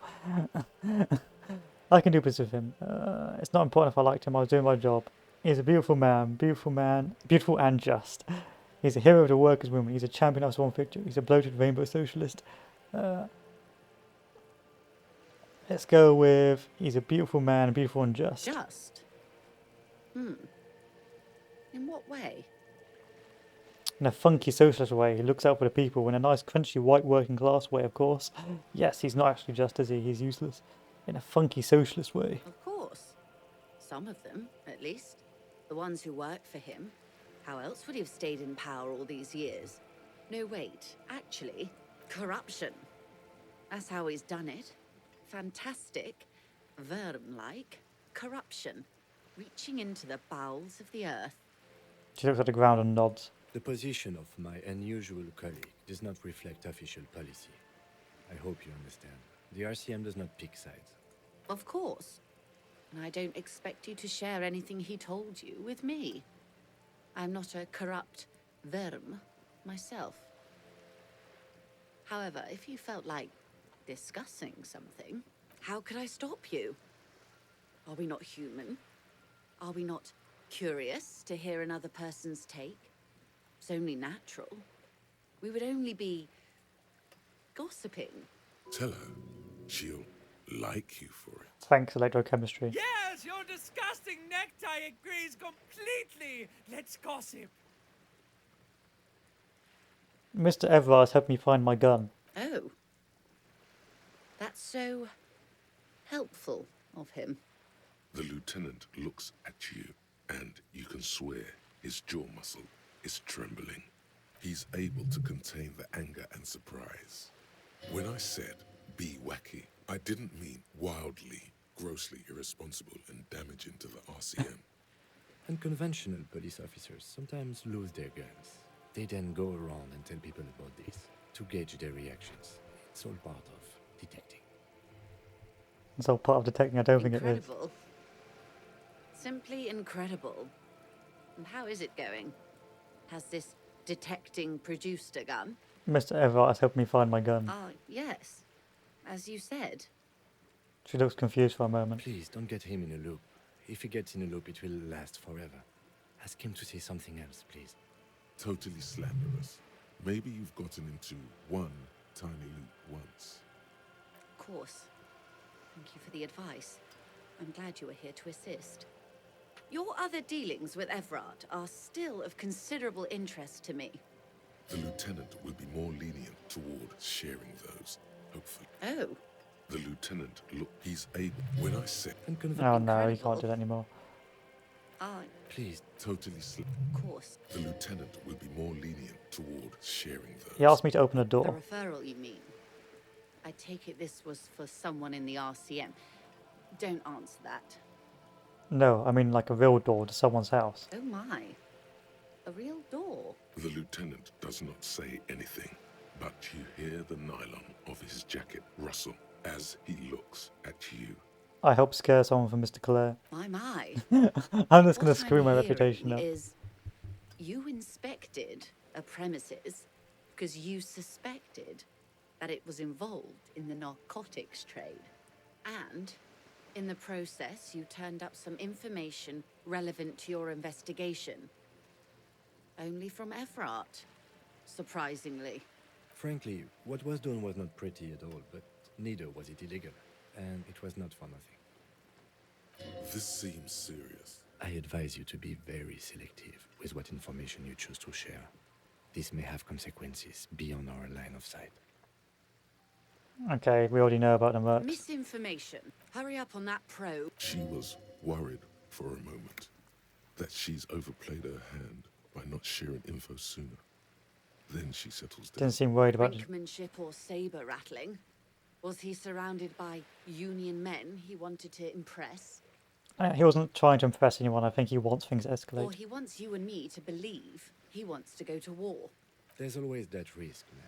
But if I may offer my opinion, he means it. I'm pretty sure he I'll meant it. think it over, Detective. This gave her pause. Okay, the She militant spent ring organised the suddenly. lynching.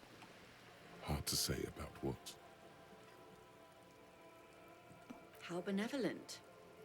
Hopefully they'll help you sort this whole business out, if they haven't already. While we appreciate your assistance, ma'am, I'm afraid we can't discuss the specifics of an... That is only fair. Well, I hope it yields something. What you've said is quite enough. You've given me a lot to consider, and may have helped me prevent this conflict from escalating. He asked me to deliver an envelope. Sounds like he has you running errands, Detective. A well-established dominance ritual. Where did he have you deliver it? To a nameless settlement down by the Ah, coast. yes. I've been meaning to go there. She looks over at the bay. With longing. Clear and simple longing. Why are you quite fond of the village? I should be. In my youth, I had a brief dalliance here in Martinez. He was an older man with impossibly broad shoulders. He's probably dead by now. Even his shack is long gone. Not that it matters. You've been to Martinez? Yes, I was slumming it with some girlfriends of mine. We had boats and...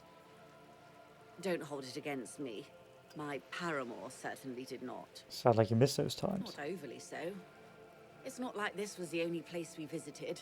Me and my girlfriends from Azon with our shiny boats. Like reavers, we told ourselves we were the worst thing to happen to the coast since the Coalition landed in '08. Imagine. She's sentimental, all right. You don't know enough about her to find out why exactly. I suppose you A sent it there. youth centre with Edgar Clare's statue on top. Go ahead. Help him.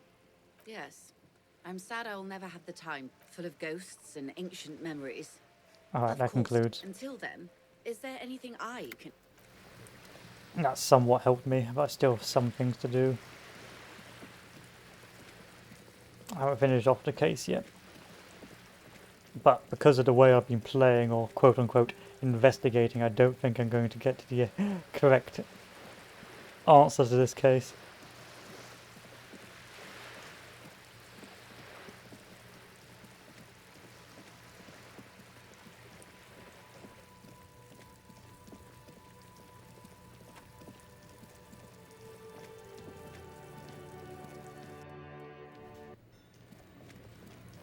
Oh yeah, we also got to check the ideals for the cop of the apocalypse. You woke up in a hotel room and started rambling about the end of the world. It's not your normal everyday doom crying either. Something truly colossal was approaching, the gloaming, the culling, the bloodletting of unimaginable proportions. Till now, you've been pleasantly vague about the precise nature of this cataclysm. No more. Put the bloodletting on the burner and really figure out what's threatening the fragile physical reality you just found yourself in. I've got nothing to say to you. It's fine. It's you again. What is it?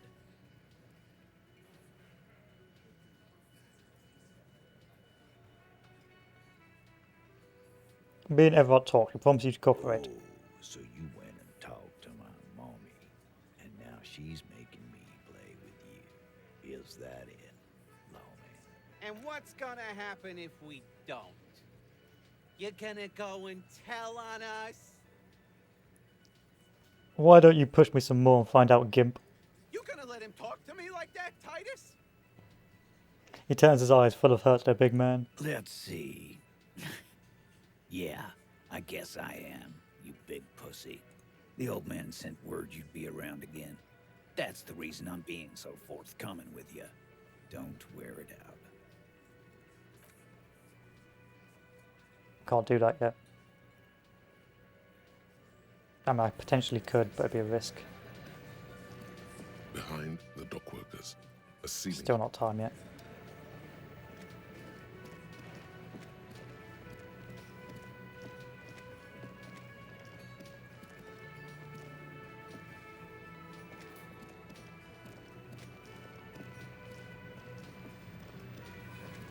I want the special burst. The man ponders his cooking utensils and gives you a little nod.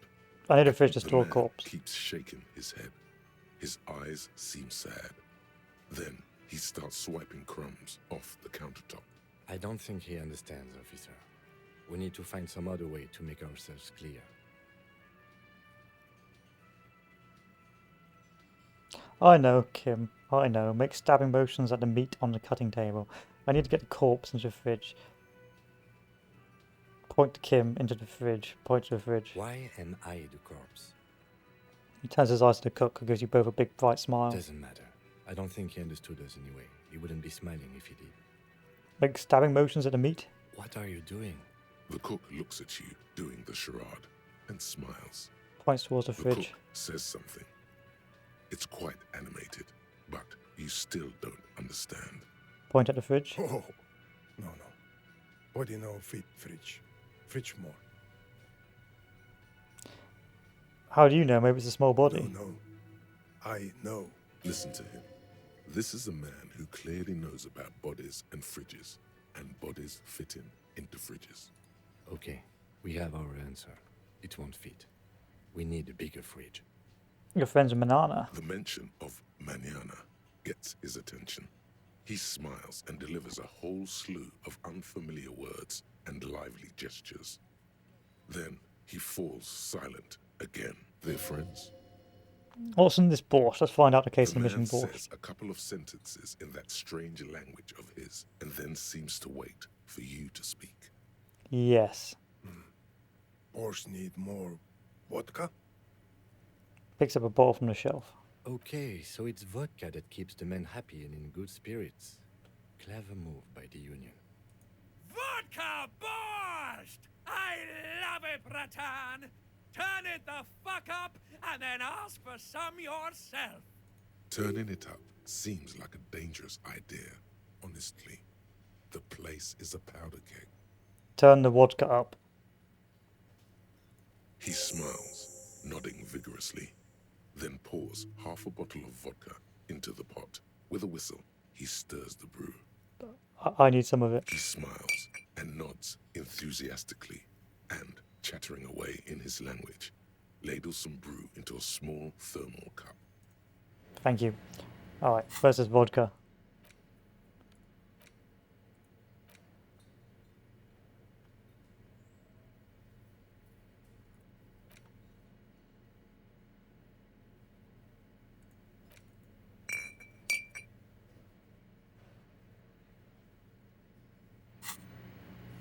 Can I use it?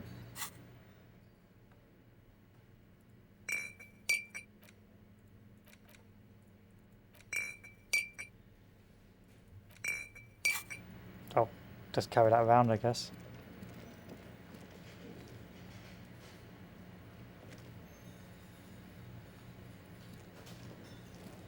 I need to pay for the rent.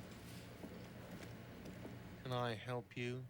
Got the 20 real. Good. You got the room for the night, but remember, you'll need a... How could anyone forget? Still have no music to sing to. It's a shame.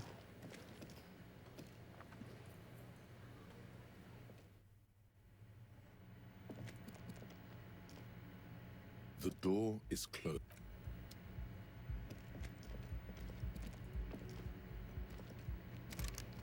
Okay, can I get rid of you now?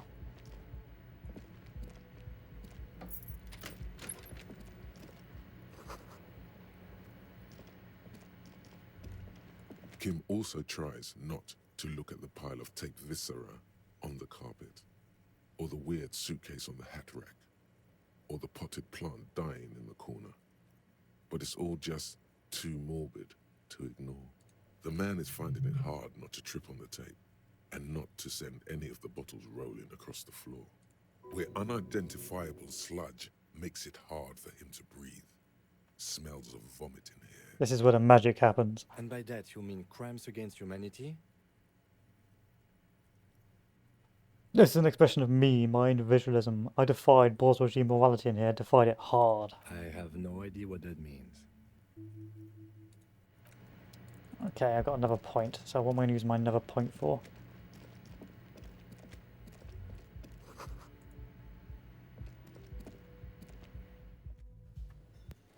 Okay, what do I need to use this point for?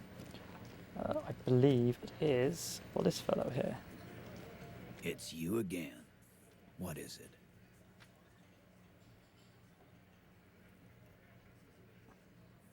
Authority. So I'm going to have to take an authority point.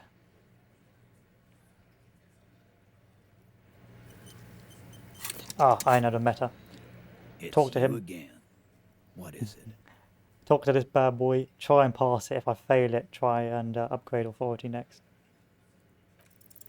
This time it's going to work. You already ruled out the first bad option that didn't. Let's try this again. Kim, No, give me a gun. Not going to happen. Okay. This is it, that's all I got? Well, the rest of that Nancy stuff was really just there to make the gun thing more appealing. But it might work anyway.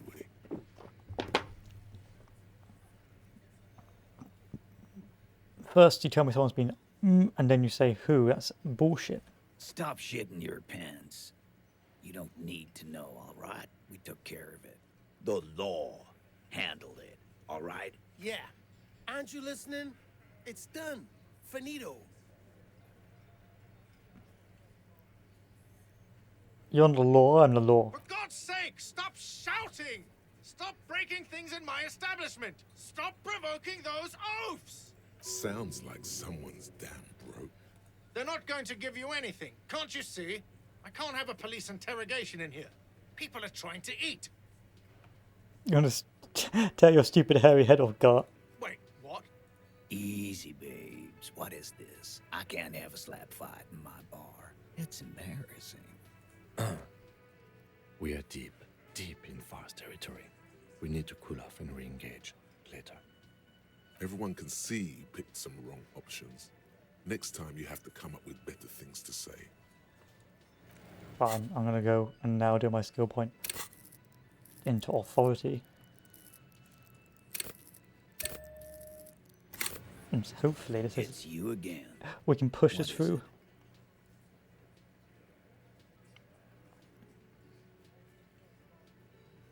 Establish authority. As you look around this room full of sweaty men, swearing, drinking, spitting out tobacco, does this look familiar? Where have I seen this before? You believe the place was called Precinct 41. It was also filled with, almost exclusively, men, sitting on desks, talking shit and wasting time. I get it, Titus. You really are the authority around here. You must be. You must just like real cops drinking beer. You're just like real cops drinking beer and sitting around with your dicks in your hands. You got a problem with beer now? Not quite there yet. Push on. No, I'm drunk on the job too. I don't give a shit. That's like you guys. No, I'm a big fan of beer and jerking off instead of helping people. I have a beer problem, but not a problem with beer. I also have no idea how to do my job. This is the best one. No, I'm also a big fan of beer and jerking off instead of helping people. You're saying we don't help people? I've been doing this job for 10 years. Martinez was a dump before we put this outfit together. They don't know, man. They weren't here. We had 3 shootings a week, kids dead, fucking graffito everywhere. You cops haven't shown up since the 30s. Congratulations on the graffiti removal. All I see is you sitting around talking about Monica's titties while there's a rape victim. So what? What do you want from me? We took care of that fuck. Picks the beer back up. Don't let him drink that. One more push. Quick. Just don't antagonize him. You have this already. It's not about who did it, it's about the victim. She needs help. Titus? He looks at her. She stops mid-sentence. That's it. You got him. He's going to give it up, but on his terms. You wanna help her, cop? Fine. I'm gonna let you help her. But you treat her with respect. If you don't, if you question her, harass her, a freight train of pain, buddy. What is her name? He turns and takes out his notes. Glacia. I'm on due. She's staying here at the Whirling in Rags. A real pretty one. Silvery jumpsuit. Blonde. That's I'm on due. With an O-U. Shit. The girl upstairs? That can't be her. She knows you drank so hard you forgot you were a cop. That's not a problem. It's her! It's definitely her! It's Miss Oranje, disco dancer! Composure. We gotta do the composure.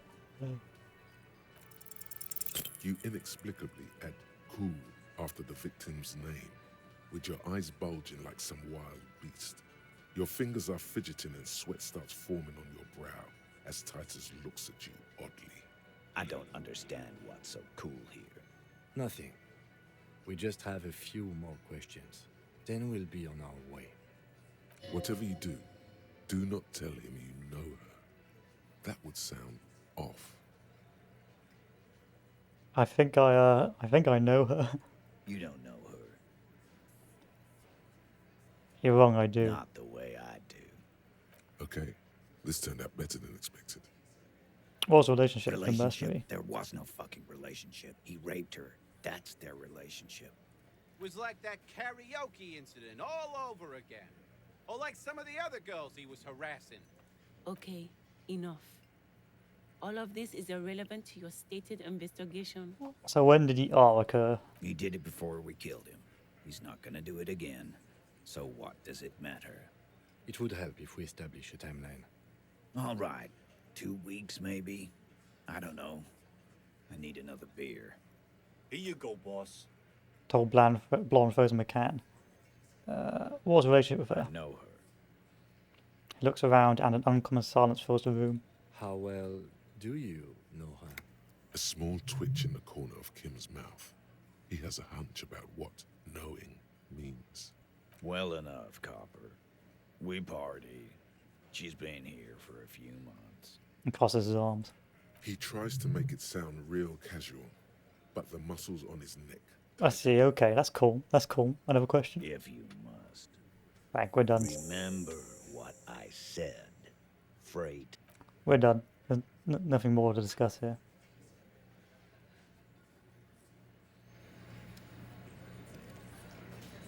Behind the dockworkers, a ceiling-height window.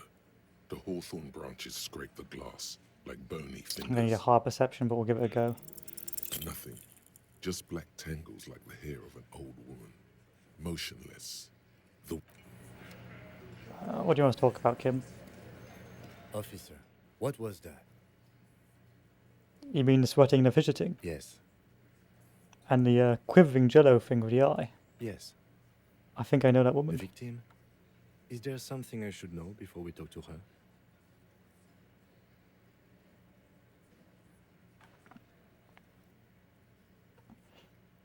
I tried Hitler. Understood. It went pretty okay, I guess. It doesn't matter how it went, officer. What else? I didn't. What you're saying is, you raped her? Ice is forming on the inside of your chest. No. Then, don't ever say that again. What else? I met her in the hallway. Understood. You were not in good shape on Monday. I don't remember being a cop. That's manageable. I did some pretty crazy stuff last night. Heard you. So this is what it feels like to be interviewed. Not very fun. You'll get through it, you slippery fuck! Blast some insano at him! Throw him off! We partied all night like the Zanny boys. Wonderful. I'm going to assume she overheard you. Anything else? I don't know where I am. Clearly you're in. We'll be alright, officer. You feel fortified by his assurance. It's gonna be okay. Thank you. But I'm gonna need to take some drugs. I have to take some pills here. Not in a good spot.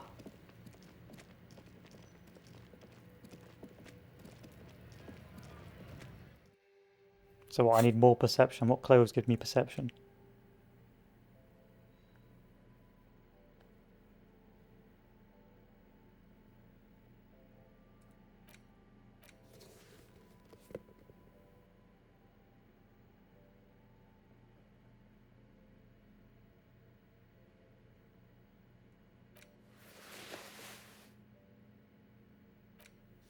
Oh no, I can't do that.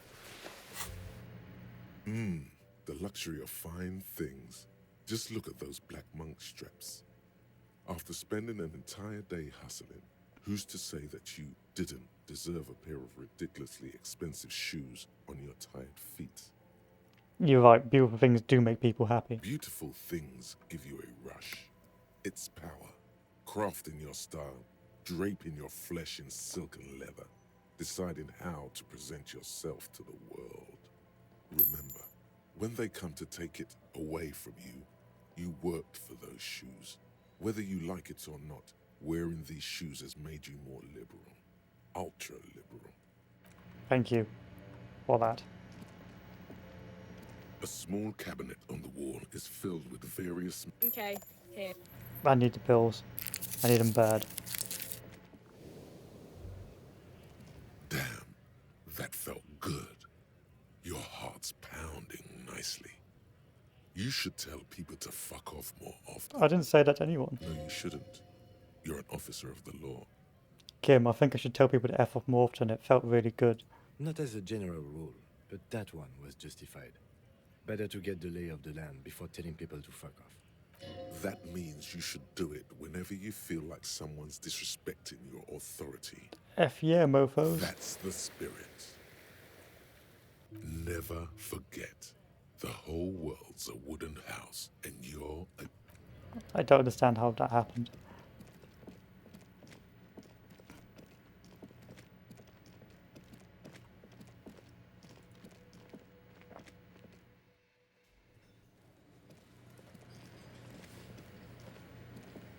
Okay, let's conclude our investigation with the witness. The door is closed. There's still a dent in the vinyl. where you punched it before. Run your finger across the This dent. little depression is all you could inflict on the door. Why are you doing this? Don't do this to me, please. Remember? Who was that meant for? No. Who is it? This is the police. Can we come in? Come on up. The door is open. I'm drying my hair. Sounds like it's coming from upstairs somewhere. Drugs. Hobocop drugs. Piles of dirty clothes. Calculation looks like it's an extended stay.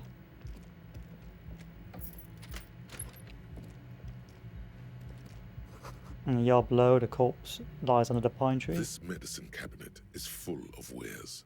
Sheets of pills, haphazardly stacked, one on top of the other. There's also a toothbrush somewhere in there. Let's look at the medication. Pharmaceuticals line the shelves.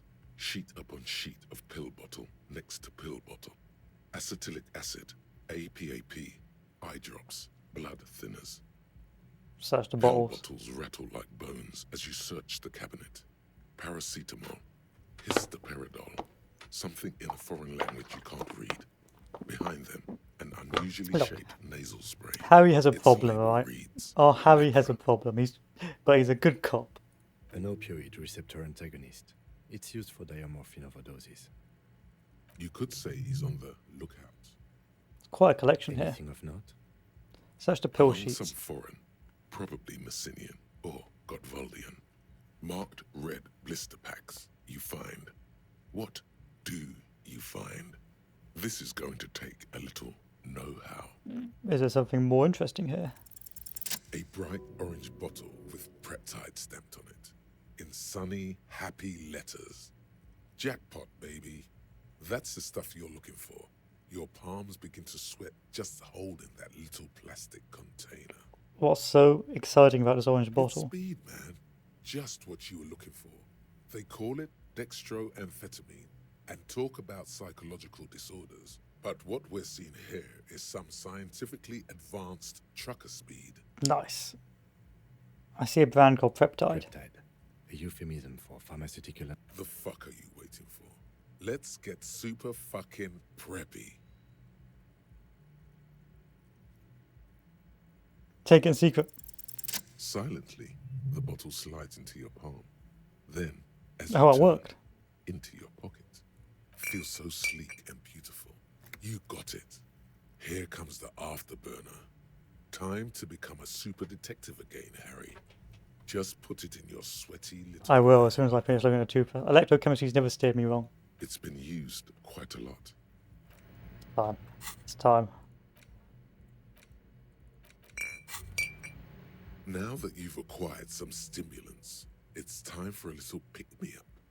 Time to detect. Will it make me into a super cop? It'll make you into more than that. A mega cop. This is your modus operandi. This is how you've done it for years. Let's go. But won't be Kim disappointed? See? That's your problem. A lack of confidence.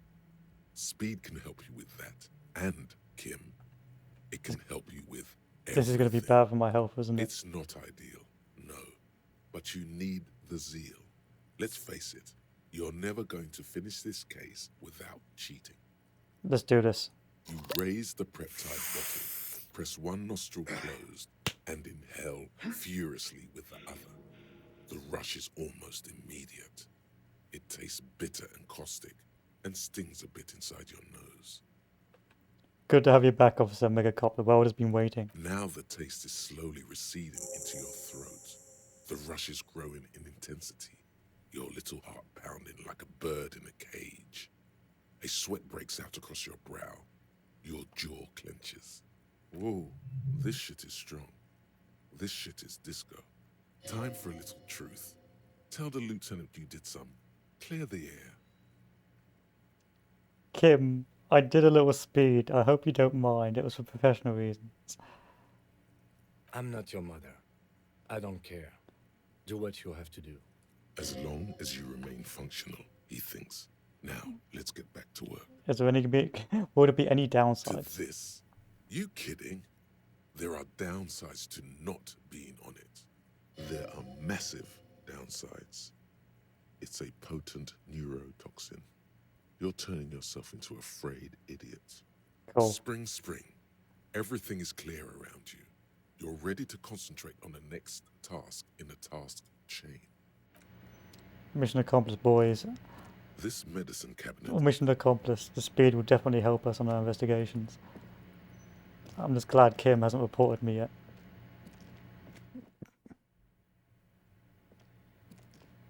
This bed has been hastily made. This window is pristine on the inside, unlike the one next to it. Light from the desk lamp reflects off the glass in an untarnished golden halo. Run your finger across the surface of the glass. Smooth as ice. There are spots of mud and rain on the outside, even smudges. But the surface of the window is clear from the inside. No chips, no hairline fractures. Following your lead, the lieutenant leans in closer to inspect the surface. The window's been replaced. Looks like it, yes.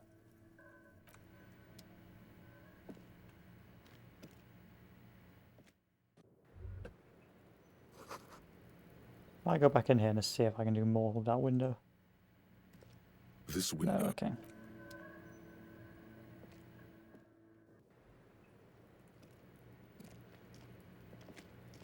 Cold coffee in an ashtray. Looks like a hedgehog. Looks like a handful of dried wildflowers. Just as you look at the flowers, a gust of wind raises them from the roof, picking them up in the air. Move your hand fast. You catch a single white flower between your fingers. The rest fly off into the wind. It's a Maybell. The young woman looks at the Maybell in your hand. Just a glance, then takes a drag of her cigarette. The lieutenant gives you an acknowledging little nod. I mean, okay. Welcome to the roof. The woman has a cigarette in one hand and a cup of coffee in the other. Her hair is still slick from the shower. Below her silvery jumpsuit, an athletic young body, built Oh, electrochemistry, you old dog. then toned over several years of self-defense training. You can sense it in the sharp pointing of her elbows. I'm sorry for the mess down there. The cleaning lady hasn't come by in days. I'm beginning to wonder if she ever will. Nice view. Nice? I don't know about that, officer. She looks north towards the yard. Where the ripe corpse of a man still lies on the ground, spotted with green and purple. The woman doesn't flinch, but there is something in her light brown eyes. A sadness. Seed. Oh, yes. Legends of room number 1 have made their way around the building. They say a portal to hell has opened in there. There are vortices of dark energy present, but not to hell, to another place, a third place, much different from our world. Disco Infernum. This sounds more schizo. A third place? Interesting. That's probably why the cleaning lady quit. I'm Kim Kitsuragi. I'm a detective from Precinct 57. I believe you have already met my colleague from Precinct 41. Have I ever? This is the biggest fan of ostentatious orchestrations I have seen in my life. And I have seen a few. Oh yeah. Life gets hard, but we go on.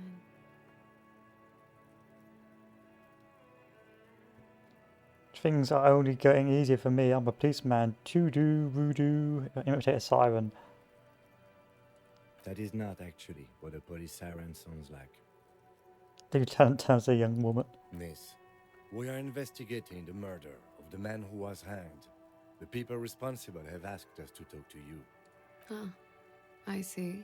Takes a drag of a for a cigarette. Be careful. Ask something else first. When you go there, use words like, I hear you have been through something difficult. No need to dilly-dally. She's tough. I'll go straight in. I don't want to sound like a namby-pamby. Good on you, boy. She can take it. What is this wildflower? And immediately She give her a looks flower. at the dried petals in your palm, then lightly touches one with her fingernail. Chipped white polish covers the nail. It's long and sharp, like a mini dagger. The petal crumbles on contact. Pretty. Looks like a dried maybell. Is that the one you caught? Sambo style? What's Sambo? A martial art, sir. Is that it? Yes, why was it there? Why was there a flower on the roof? I don't know, officer. Because of the wind? Or an admirer? Any admirers? Admirers? I'm too old to be a debutante. And this place is no fashionable society. What's your name? Clausier Amandou. Where are you from? Vredefort, Republic of Oranje. Wasn't the tattoo on the hanged man an Oranese map of the waterways? The thought begins to form in your head, then dissipates. What is orange? A bad memory, officer. A bad memory of what? Of lilacs and lightning. Parks, glass, duraluminium. Vredefort is a conference city. It's always autumn there. A night. At least it was for me. What's so bad about that? Nothing. If you're no longer there. How old are you? I'm 28. What do you do, miss? What's your specialization? Something stupid. Oranese lit. Oranese literature. It's what I studied at the university. What's that about? Fear of failure, fear of death, how it sucks to be Oranese. All national literatures are... Only the name of the nation changes. If that's true, then Revacholian lit would fit you like a glove. Orange's lit, what do you do with it? Nothing. I do nothing with it. How do you make money then? Money is very important. Show us some money. Cool. I've made more money by just being than I have with Oranese lit. Cool. It's not very cool, but what can you do? Go look at your passport. I'm afraid you can't, officer. Why is that? Because it's buried in a sealed plastic bag at an undisclosed location on the coast, along with cash and airline tickets. Thank you for your candor. Why? They say so in your tourist brochure. Keep travel documents away from your person when west of the river. I'm pretty sure I have a legal right to demand your passport. Look, officers, I like this place, but I don't want to be stuck wandering the city like a ghost after being robbed of my travel documents. I don't want to become an indentured servant in a brothel on Boogie Street, and I don't want my relatives to pay the ransom. How do I know you've given your real name? If I were to lie to you, I would come up with a more mainstream name than Clausier Mondu. It's a weird name. Okay. Okie dokie. If any of this made her nervous, it certainly doesn't show in her expression. Thank you, it's for the record. The record. So official. Nice room you got Yeah. here. It's pretty deluxe. Got a nice collection of prescription drugs. Thank you. I've put a lot of time and effort into it. She says without any discernible irony. Technically, possession of narcotics is legal in Revachol, but you should still reprimand her. No, don't listen to the stiff. Be cool. It's quite impressive. How did you get such a hoard? With money, sir.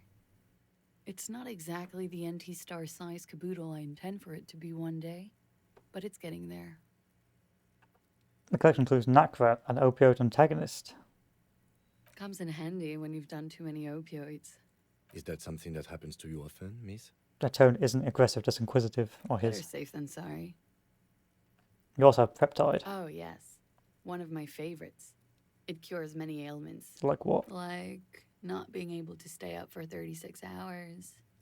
Not being happy. It cures those ailments. It's just a mirrored speed molecule, basically.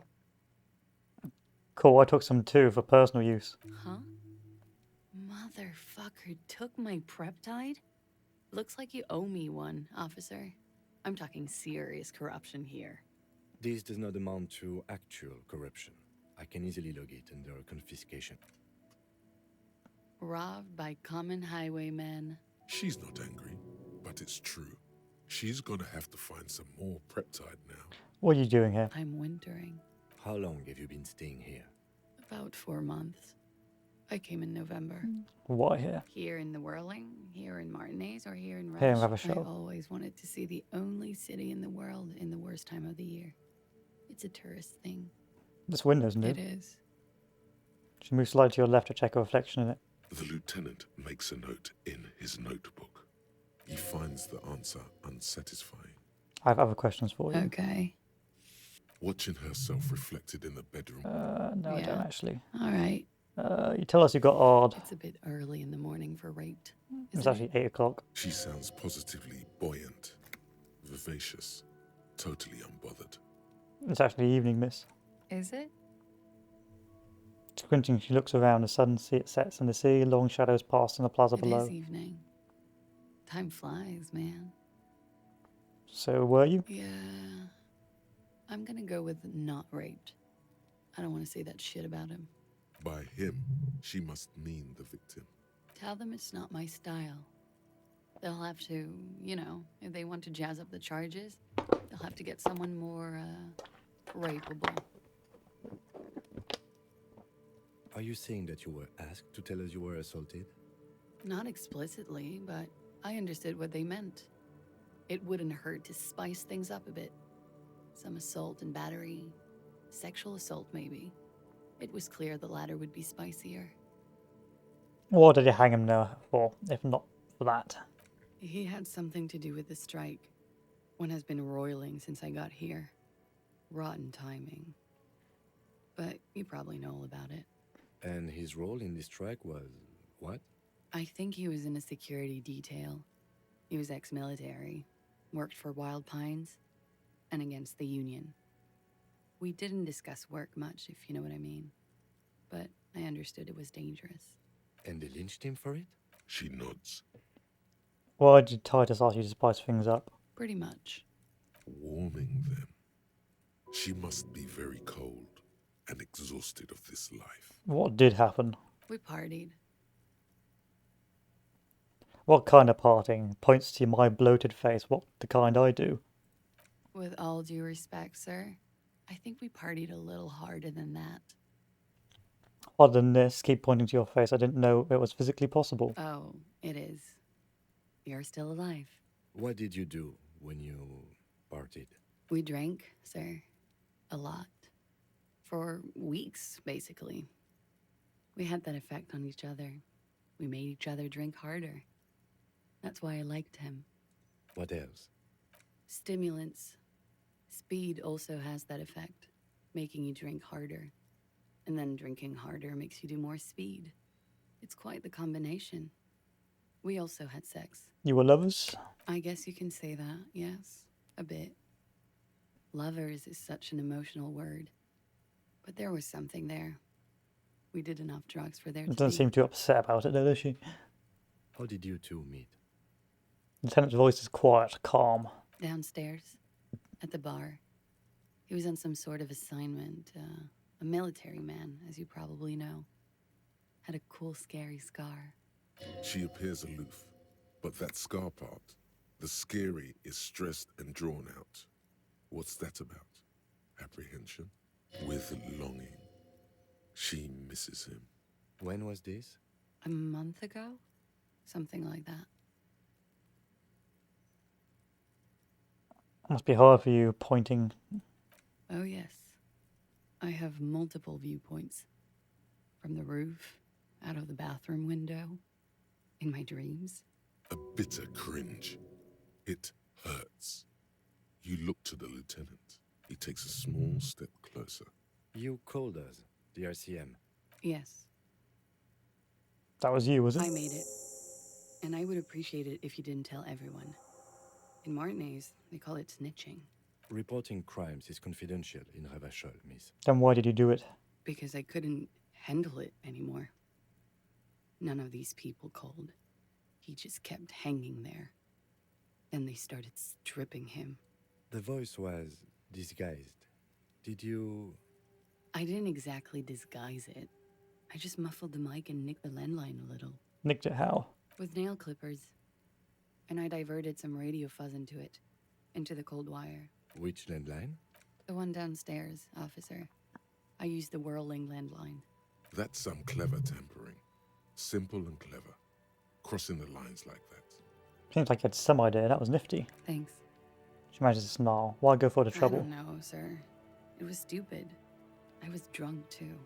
I was probably afraid the Union was listening in. Locals say they have ears in the wires. Thank you for making the call, miss. It was the right thing to do. I didn't want to, sir. But if I hadn't, he'd still be hanging there. She looks away. He won't be down there long, miss. So you went We'll move odd. to but I'm 89% sure. So you're not entirely You sure. know how it is. Do you? Do I? Maybe you don't. Yeah, she lands on her jumpsuit, she brushes it off. There are numerous cigarette burns on those silvery scales. Easy to see now that you're closer. In conclusion, officer, I'm gonna go with a mild to medium not raped here.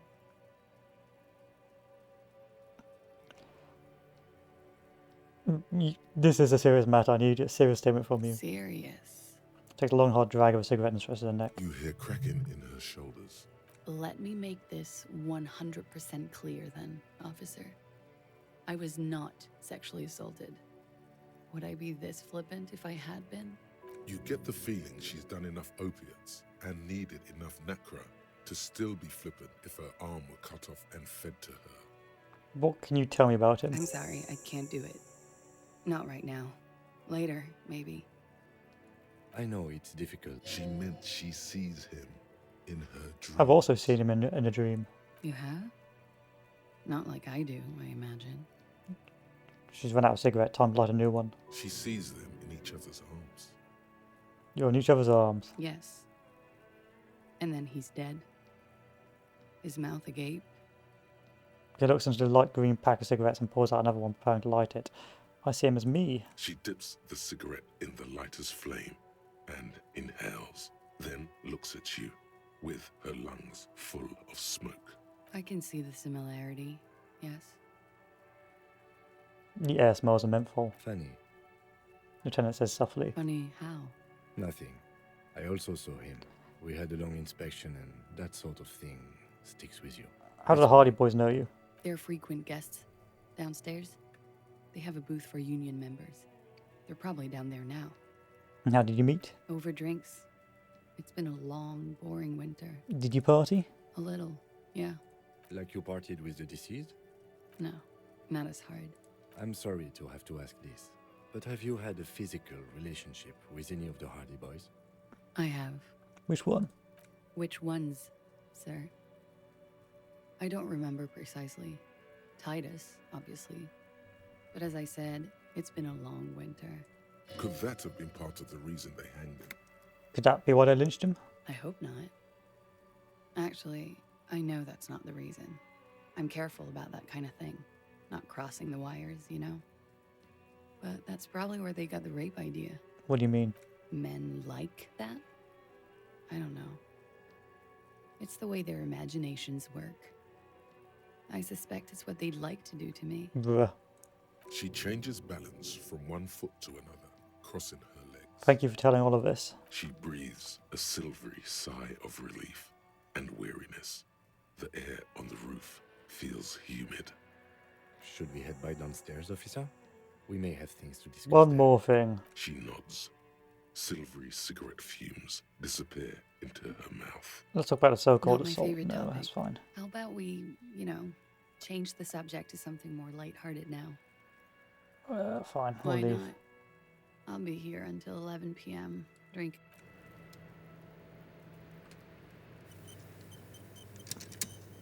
Looks like we have more to discuss with those so-called Hardy Boys. You think you make them cooperate? Nothing will make them respect the RCM, but it will disrupt the game they prepared for us. We just stripped off one layer of whatever it is. Her decision to not corroborate their story was definitely not part Why of did you the tell plan. us all of that? What else could she have done? Lie? She saw there was no way to lie and get away with I'm it. not sure she had to lie, I wouldn't have known. If not you, then me. It was a smart move from her. Something is off here. You think so? She seemed forthcoming. Unusually so. Being forthcoming about some things is a good way to obscure other things. The best liars are always forthcoming. Anyway, we should move. I suspect our investigation will bring us back here soon enough. And alright, let's go back down and pester the Hardy Boys. This window.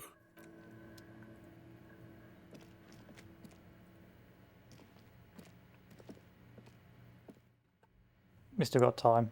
It's not 11 o'clock yet.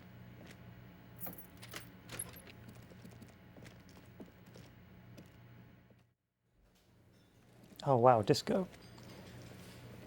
Hardy boys, you've been lying to me. What do I need for this as well? Behind the dockworkers. I need perception, okay. It's you again. What is it?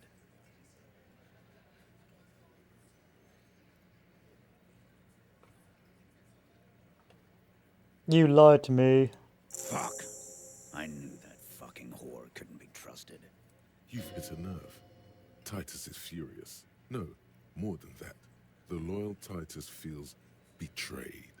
For the record, Titus Hardy did not explicitly specify the victim as a whore, nor did he say anything Thanks, about Elizabeth. trusting Very her. helpful. Oh, shut up and stay out of this, Liz. He raped her. He was out of his fucking mind. You have no idea. She's just in denial, asshole. You don't understand the traumatic experience. She's shutting down, and she doesn't fucking trust you. Yeah, she's crazy, you know. A crazy bitch. You know the type. She's fucked up. Cut the BS, she told me the truth. No, man. I'm at the end of my goddamn rope with you. I fucking told you not to push her. His hands become fists. And you went and pushed her. I am gonna fucking... Hit you. Duck. Titus Hardy. Her voice rings through the room like a warning shot. Success. Titus backs off. Fists down, everybody. Goddamn, no one tells you to put your fists down. Everard personally sent me to take care of this. If this goes south, we'll all be in the shit. But you, Titus Hardy, are going to be buried. Am I understood? The room is so quiet you could hear a pin drop. The rest of the cafeteria has gone quiet, too. Someone has to rush in to break the tension. The second in command. Look, Copper. We know that fuck was a rapist and a killer. We got him confessing to it on tape. Show it to him, T. What's the That's harm, right? right? Here, jerkwad. Listen to this shit. And then come back and tell me the soldier of the apocalypse was an innocent man. Another apocalyptic actor in town? Where did you get this tape? You think we go into this shit deaf and dumb? You RCM aren't the only ones who know how to bug people. There's no university degree for that. So you bugged them. We have machines. We're in logistics. How do you think a harbor works? It's advanced stuff. Understood? You've listened in on their communications. How long? Since way before their chief started taking swing lessons. Things got nice and quiet after that. Which one's doing the It's advanced not work? advanced. You just hold up in a coop all day, writing down what they say. It gets hot as hell in there. Don't put yourself down, Angus. It's important work. The chief picks up his beer to offer a silent toast. Yeah, man. They're like a radio genius or something. Those notes are some in-depth stuff. Why should I care about this tape? You don't care about evidence. The fuck are you a cop for, then? Pigs, T. They don't care about getting the truth. They care about getting convictions. They are fucking keeping a score on their bulletin boards. I won't be on your bulletin. Right, what's on the What's tape? on it?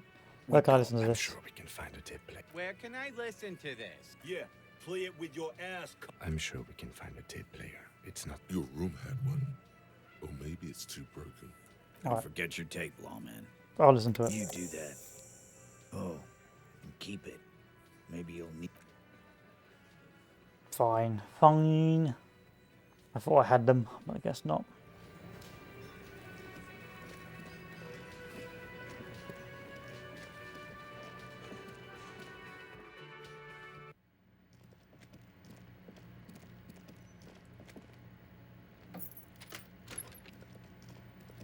The compact tape player is still and silent. Seems it has completely broken down now. The broken tape player doesn't have... Kim. Kim. Fine. Buy another tape player.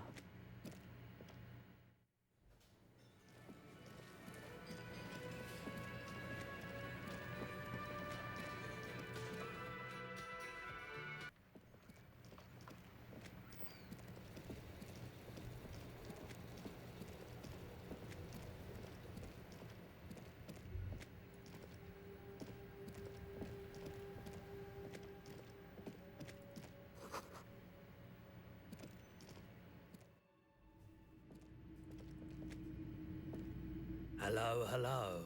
Let Looking me for something know that if plays I- a tape. Yeah, we still have those boom boxes on the shelves.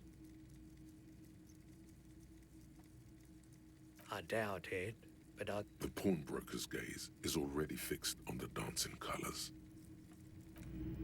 Where's that boombox? The boomboxes wait on the shelves. I'll buy the boombox. And your boombox. That Can I get a discount? discount? A man like that in a neighborhood like this, in a rickety house falling into the sea, there's fear in him. Use it to your advantage. Careful. You can only do this once. How does 10 real sound? Sounds like a rip-off, but okay. I can make it 10, but no lower. Got us play the tape? Sorry, man. I can't be Fine. And here you are.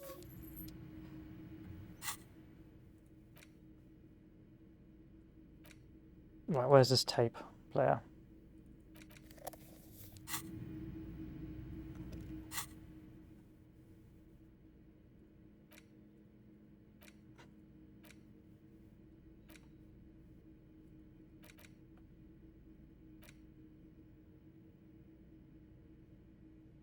The porter reel is just what you needed. The reels attach to the apparatus with a satisfying click. The tape is rooted behind the magnetic reader.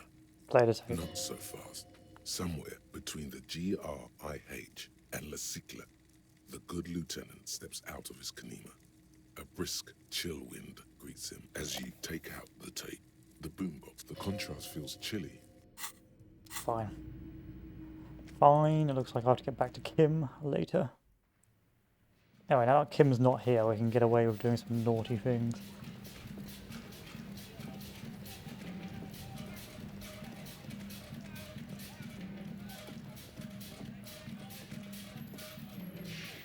You see a set of tire tracks.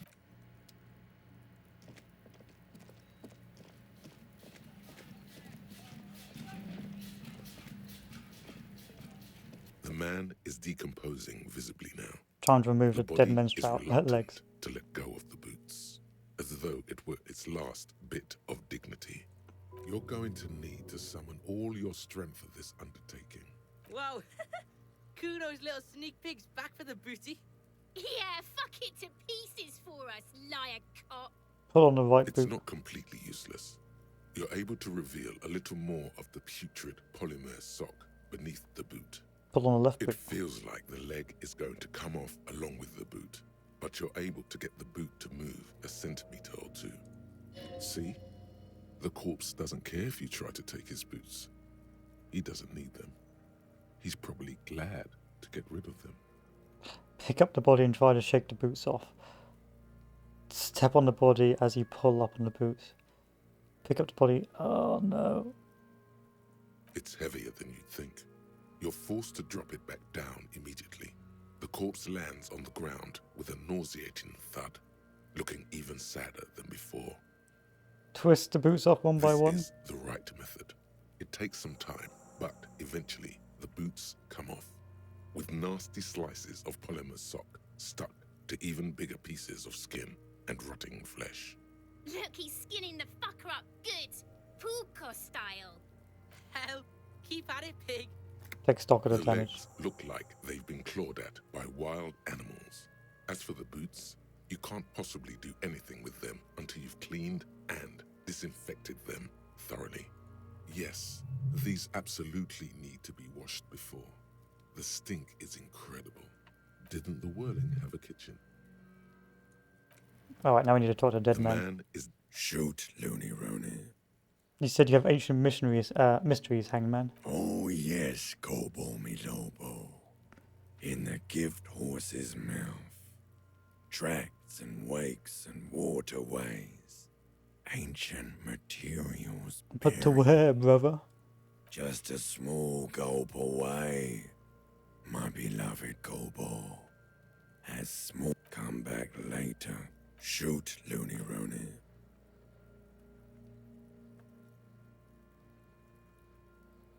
Come back. Fine. I will come back later.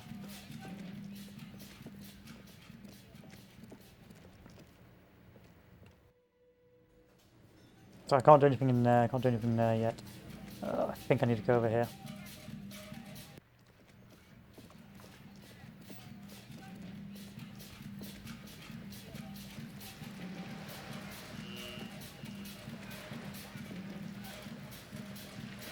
And talk to that other fellow. The fellow only comes out at 9 o'clock. Alright, stop running around with that boombox.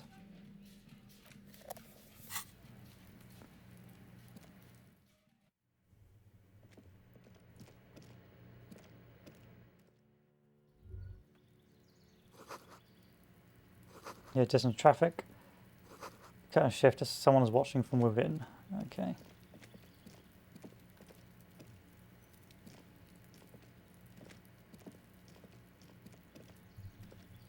Gendarmerie, you found me.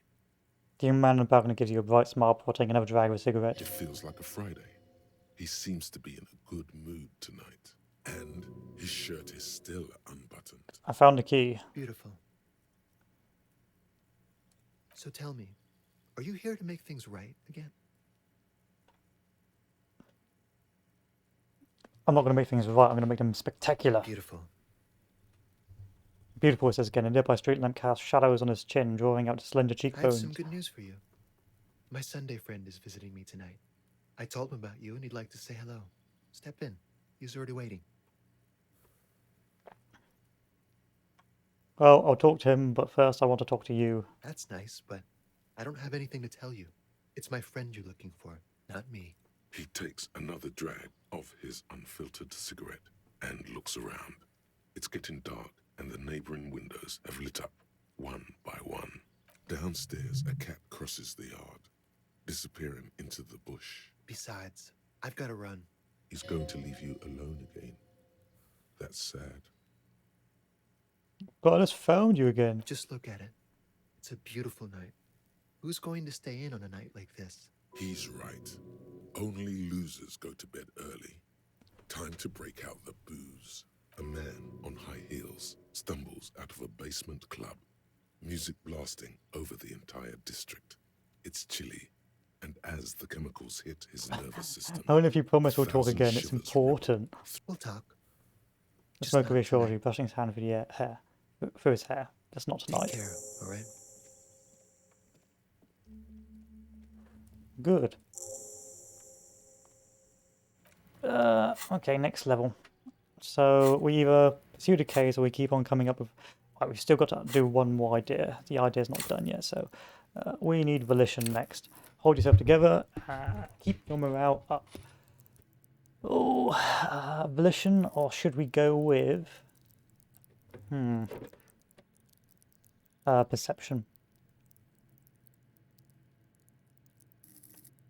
We'll hold on for that for now because I need to see if perception is the correct one.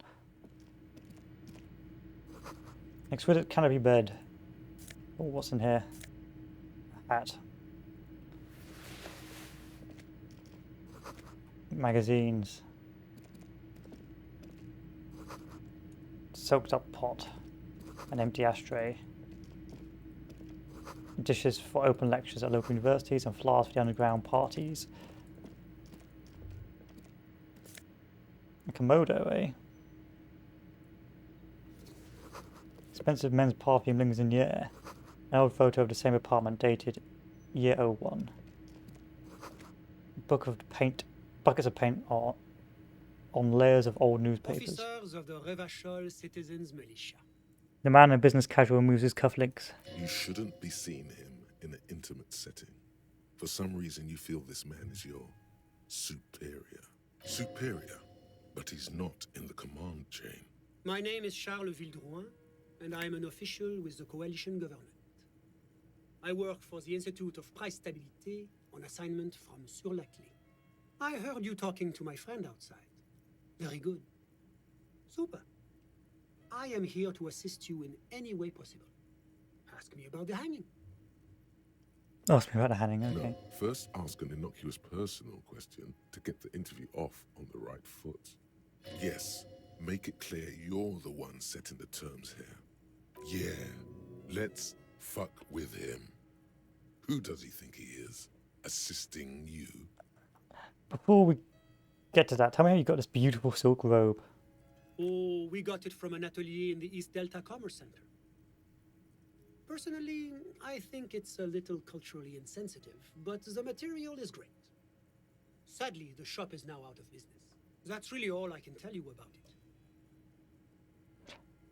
He forms a little rooftop with his fingers. Cold air sweeps into the balcony. That didn't work at all. What was that? You were supposed to fuck with him. Did you witness the lynching? I'm sorry to say I did, officer. Is it because you did? Because I did it? Don't jerk my chain, paper jockey. You did it, didn't you? Ugh. What's the meaning of this? I mean, your jig's up, creep. I am the law. I won't stand for this. What's your name? I'll have your badge. I'm Detective Raphael Ambrosius Costel. You're doing me no service. Get out. This is... Remember that guy, Ace Ulsterberg? The red-headed officer asks. He leans against the doorframe while his bald companion is hunched over an open filing drawer. The guy who got canned for trying to arrest that diplomat, the bald man asks. Well, technically, he got canned for being shit-faced on the job. But yeah, trying to arrest the ambassador from Gottwald while shit-faced was probably a contributing factor. The bald man squints at a file, then returns it to the cabinet. A new drawer opens with a grinding screech. He turns back to the redhead in the doorway. What made you think of him now? Don't know. He just kind of popped into my mind. Excuse me, Chester, says a female officer who threads her way into the file room. Where is old Ace now? The bald officer asks. Here, the female officer chimes in. I believe he's part of a certain bureaucrat's security detail. No fucking way. The redhead is dumbfounded. How'd he pull that off? Family connections, I'd imagine. His father-in-law works for the Office of Standards and Best Practices. With that, the woman exits, a grey file folder tucked under her arm. I have nothing to say to you. Oh, where's the last save? Oh, such a long time ago. We're committed now.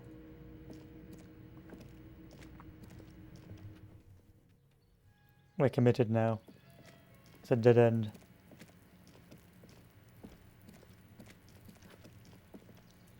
That's what you get for insulting diplomats, I suppose. I'm just glad Kim wasn't there to see me. Oh, I suspect we would have got told off.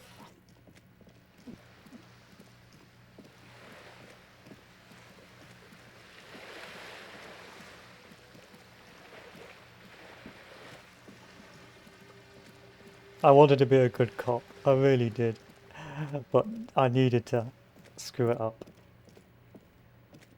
I just wanted to see how he would have reacted. Okay, now we need to go to the kitchen and clean off those boots.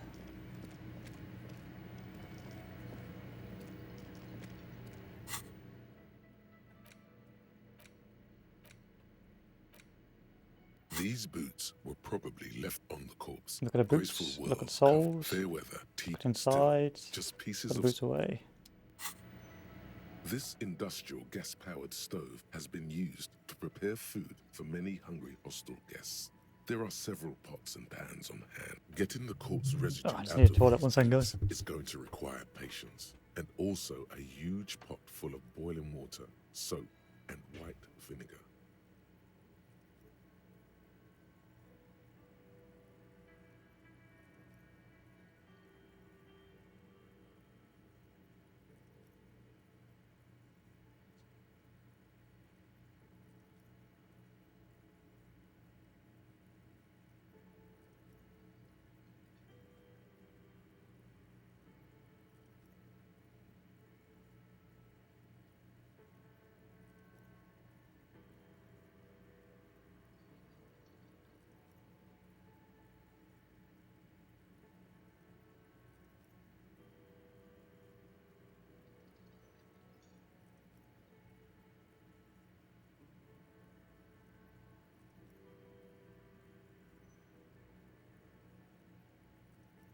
Okay, and we're back.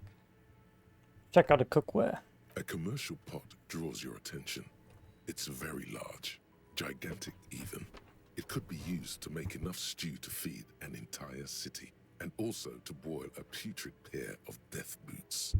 We need these boots for the libertarian free There is market. a variety of soaps and bleaches in the cabinet to the left of the stove. There is also a bottle of white vinegar in the cabinet next to the fridge. This is gonna take the hard stuff too. Use as much as you can. Pour both in. The delicious smells of cheap soap and vinegar waft up from the pot. All right now, chef. Light up the stove and boil them. Add water and the boots to the pot, bring it all to a nice The boil. strong smell of vinegar forces you to step away from the pot. The water slowly comes to a boil. Strips of polymer fabric and human tissue separate from the lining of the boots. They float to the bubbling surface. Beautiful. A two-course dinner of rotten flesh and hardened ceramic. Wait some more. The boots look cleaner and cleaner. Those bits of human flesh are beginning to look cooked. You can smell it too, just like beef stew. A little more. That's it, chef. The boots are as clean as they're going to get. Steam, dense with the smell of strange meat, disappears into the vent above the stove. Dump the sock and flesh too and examine your new A boots. pair of real beauties. The boots are shiny, hot, and reek of vinegar. Just perfect. Thanks. I mean, what do I do with these boots? Can I wear them? +2 authority. I am the law. Please, Kim, don't look at my boots. So I need Behind the dockworkers, perception. a ceiling height window. The hawthorn branches scrape the glass. Let's save. Let's quick save it. I don't think I'm going to pull this off. Behind the dockworkers, a ceiling. There's Oh, it a yellow worked. ribbon tied to one of the branches. Light yellow, fading with time. A tiny splash of color in the blackness of the thicket. Hanging from it, a bronze key. Someone's hid a key in the bush. Huh? I need you guys to hand the key to me. And I need the fatty to get his feet amputated because the smell is killing me. We can't always get what we want. God damn it, Dennis. You know I can't help it. His whiny voice is in deep contrast with his stature. Sorry, fucko. These guys won't help you. Looks like you're gonna have to go bush diving. The hawthorn's got a bitch of a bite. I'm gonna enjoy the sight of you in the bushes out there. With a loud thud, the old man stands up, pushes the window open, grabs the key from the hawthorn branch, and slides it across the table to you. Thanks, Theo. The key is brass. Workshop spear is etched into its bow. The old man closes the window and sits back down in silence. Come on, man. We were just having some fun. Where's the harm in? I'm tired of listening to your shit.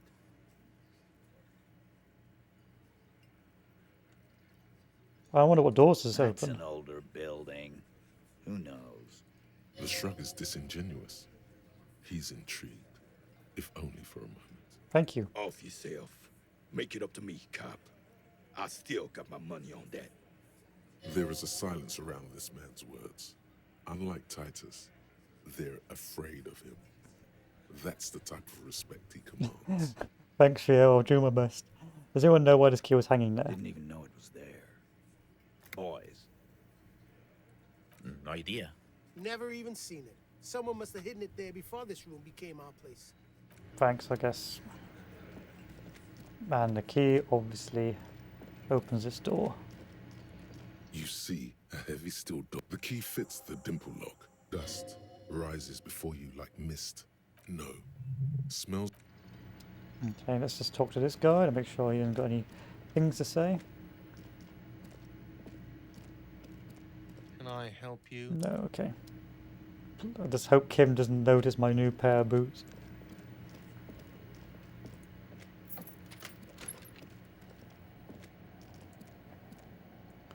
The pinball says Franco-Nigerian, the theme is horses and swords. The pinball is white Diora, the back glass shows a female figure in mourning. A note, MB, the spare key is tied to the bush outside the corner of the room window. Oh, there's money here. Over there, in the corner. The pinball machine? Not just any pinball machine. This is the pinnacle of pinball. Cornelius Gordy and the Mountain Goats. It's lit. You can't wait to get your hands on it. Let's take a closer look. Cornelius Gordy and the Mountain Goats reads the golden lettering on top of the back box. There's a small column of text underneath. The machine is coin operated. Is coin operated. Get the game on, Fingerboy. Those flippers are ready. Lean closer to read the text. Above the painting of a moustached man climbing a hill, a column reads, inspired by the legend of Cornelius Gordy, taken on the world's tallest peak, Corpus Muindi. The Mesk legend holds that when the nation is in danger, heroic Gordy shall return and save his people. Inspect the playing field. The theme of the game is to explore Gordy's climb through the perspective of goats and to ascend to the top of the mountain in a time of trouble. The peak of the mountain is at the top of the playfield. All the balls have small goat icons on them and represent the goats. Right. Areas around the playfield represent... What's with all the goats? Think of them. Fine, insert a coin. It takes a while to get into a rhythm, but pretty soon you're able to keep 3 goat-faced balls in play with relative ease. Go, go, Fingerboy. I'm pretty good at this. Your game is definitely improving. The jolly goats are flying all over the board, and although a few plummet to their deaths, you're never left with less than 3. Suddenly, a special passage leading to the summit slides open at the top of the board. Aim for the passage. Maneuvering a goat ball into a position for a perfect hit isn't easy. More fall to their deaths. But finally, the opportunity presents itself. One of them gets through. The words "Pale Rupture" light up on the speaker panel, and the machine starts filling with a thick, milky fog. Something's happening. There's so much fog, you can barely see anything. Some is actually leaking out of the machine, and one by one, your goats start slipping, disappearing into the milky nothingness. This can be navigated. The balls leave almost imperceptible disruptions in the fog. Use them to calculate where they hit next. You're down to your last goat, going mostly by sound. Eyes are useless at this point, but that goat is something special. 5 times you snatch him back from the jaws of death. Oh, gamble. How, if you can't even? The last goat plummets into the fog with almost suicidal glee. There goes nothing. Thanks, I guess. A failed game. This small elevator is dimly lit, Okay. smells of nougat and sweat. Your head brushes up against the ceiling. There is a control panel to your right, and just enough room for 2 people to fit in. The maintenance card under the control panel reads, last maintenance, 10th July, 88. What will you use for, Mr. Elevator? The deep scratches on the floor suggest it was used as a freight elevator for transporting heavy machinery and 1 man. Look at the elevator There controls. are large rectangular buttons, monter, descente, and an international call for emergency assistance. That 3rd one appears to be broken. Go up.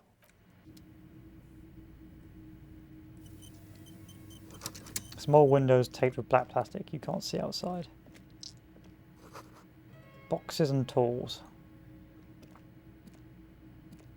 Schematics for a pinball machine. What is a jacket?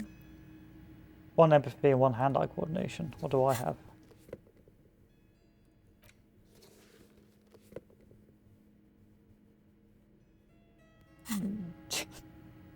Whatever. Pinball machine. Pair of boots. You clearly see footprints in the downy carpet of dust, Study the covering large footprints. prints, most likely made by boots. The size is hard to determine. Sole could be bigger than vamp. The soles have left a pattern, uniform, horizontal lines. This doesn't look like odd The soul. footprints are of one type. They do not congratulate you for correctly Doesn't look recognizing like worker the boots. footprints do not speak. They simply exist. The footprints are still there. They have told this, Someone's been but here the dust recently. has not settled again where these footprints have been made. The displacement in this dusty hell. What does it mean? Neither the footprints nor the dust speak their secrets, but you know it means that someone has been back here. Cop of the apocalypse. It's not fire, it's not ash. There will most certainly be a sea of corpses leading up to the event. But it won't be war or pestilence that causes it. Oh no, the event will belong to a genre of cataclysm no man has dared to suspect would ever come to pass. You can only sense the shape of it, like a cavity, a pit opening up in your stomach, a throat into which the world will vanish. The streets, the grass, the stars, all will be rolled back. By whom, by what, and how, you don't know. All you know is, you're not joking around. Right. So we'll hold on to our save as well. Tiny hole on the wall, you can see the bedroom on the other side. You can almost see the shape of a man and a woman writhing inside, bathed in drug sweat and dirty linens.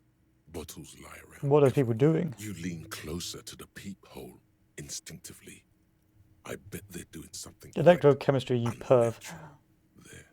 Since if your mesolimbic reward pathway were to venture a guess, one of the bottles is probably being put somewhere it doesn't belong. Why? You lean closer to the peephole if your mesolimbic. Why?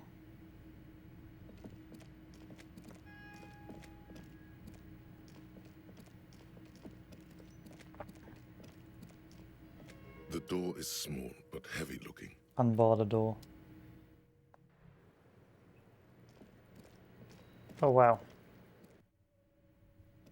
I guess she's just disappeared for the night. This window.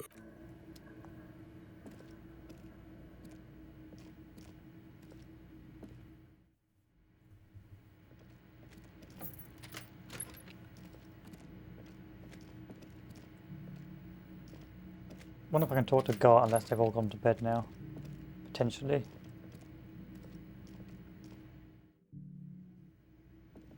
I know Gart's still there. Can I help you? Not really, everyone's gone to bed now. It's time for I went to bed as well. Be a long day. So how much skill points have I got left to spend? I've got 1 skill point, so we'll hold on for that for now.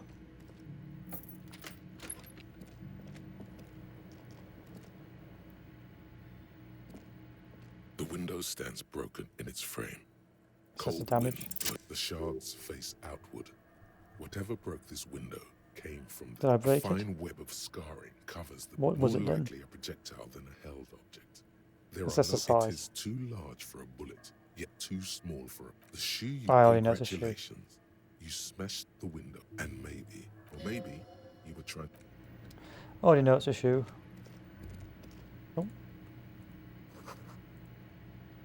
A mirror hangs on the bathroom wall. no, I can't do anything about that yet. Fine. Well, we'll go to bed now, boys, and then we'll do the next dream, and then we'll call it. And not too inviting, but it's yours. You've earned it. Go to sleep. Time to go to sleep. It's still cold from the wind blowing in from the broken window. The mattress creaks as you close your eyes and try your hardest to fall asleep. Here we are again, my broken bud. The waves are coming, carrying you away. But you can't go.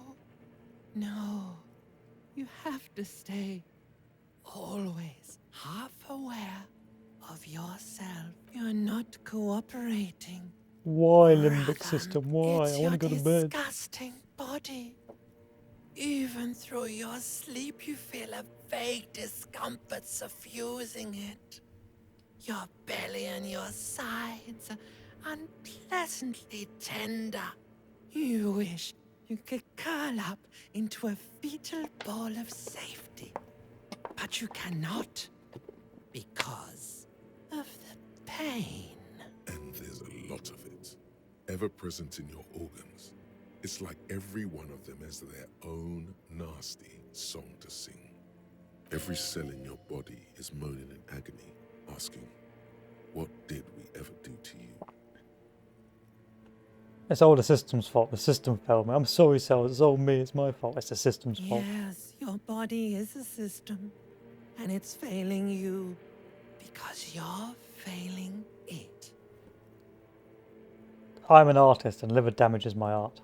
Oh yeah, baby. Frame your suffering as a masterpiece. Only one problem. No one's watching. It's boring, buddy. Boring as death. You're just stuck here, in the half-world. Could try looking at other people. Really looking. But why would you want to start doing that? Just get me out of here, back to the other place. Give me blessed oblivion. Oh, baby boy, you're already in the other place. There's no nourishment for you tonight. Maybe tomorrow. Maybe if you know, like, took a lot of drugs before you go to sleep, that'd do the trick. Maybe if you weren't so hard on yourself. What do you think you're doing right now? Coming to some greater awareness? Look at all these lights, blinking in and out of existence. Thoughts! You're just pretending that you're asleep, even to yourself, while the world goes on without you.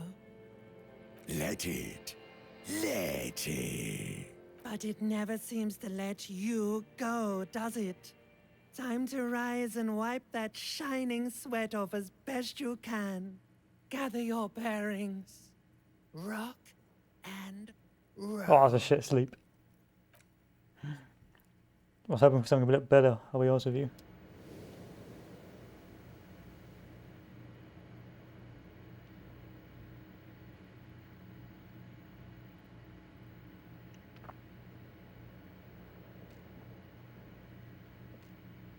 Okay, so we'll call it here. So that's the end of day 2. So we just finished work with Everett Clare just to keep on advancing the story. We were able to just about get the Hardy Boys to open up another line of inquiry, which got in touch with our female character, or female witness, who knew the murdered suspect. At the same time, we've gone around looking at racist mugs, harassing and bringing up bad memories with two old people, taking speed and robbing the dead. So altogether it's been a fairly productive day for Harry.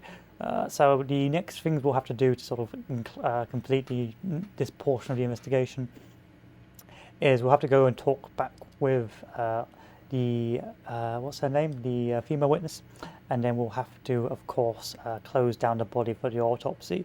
Once those two things are done, I think the gates will be concluded, and I think we'll probably be able to advance the story a bit more.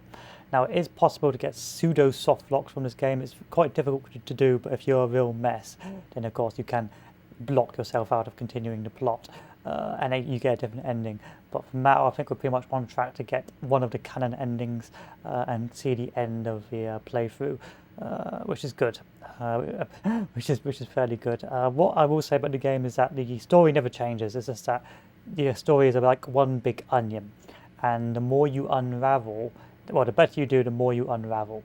And of course, you won't. The thing is, the game won't really tell you that you haven't done a particularly good job. It will just show you a perceived sort of conclusion based on what, based on your deduction. So if you haven't deduced properly, or haven't come up with a logical sort of conclusion, then you will end up sort of guessing, and then, or you end up coming up with a false end or false positive, which you believe to be true.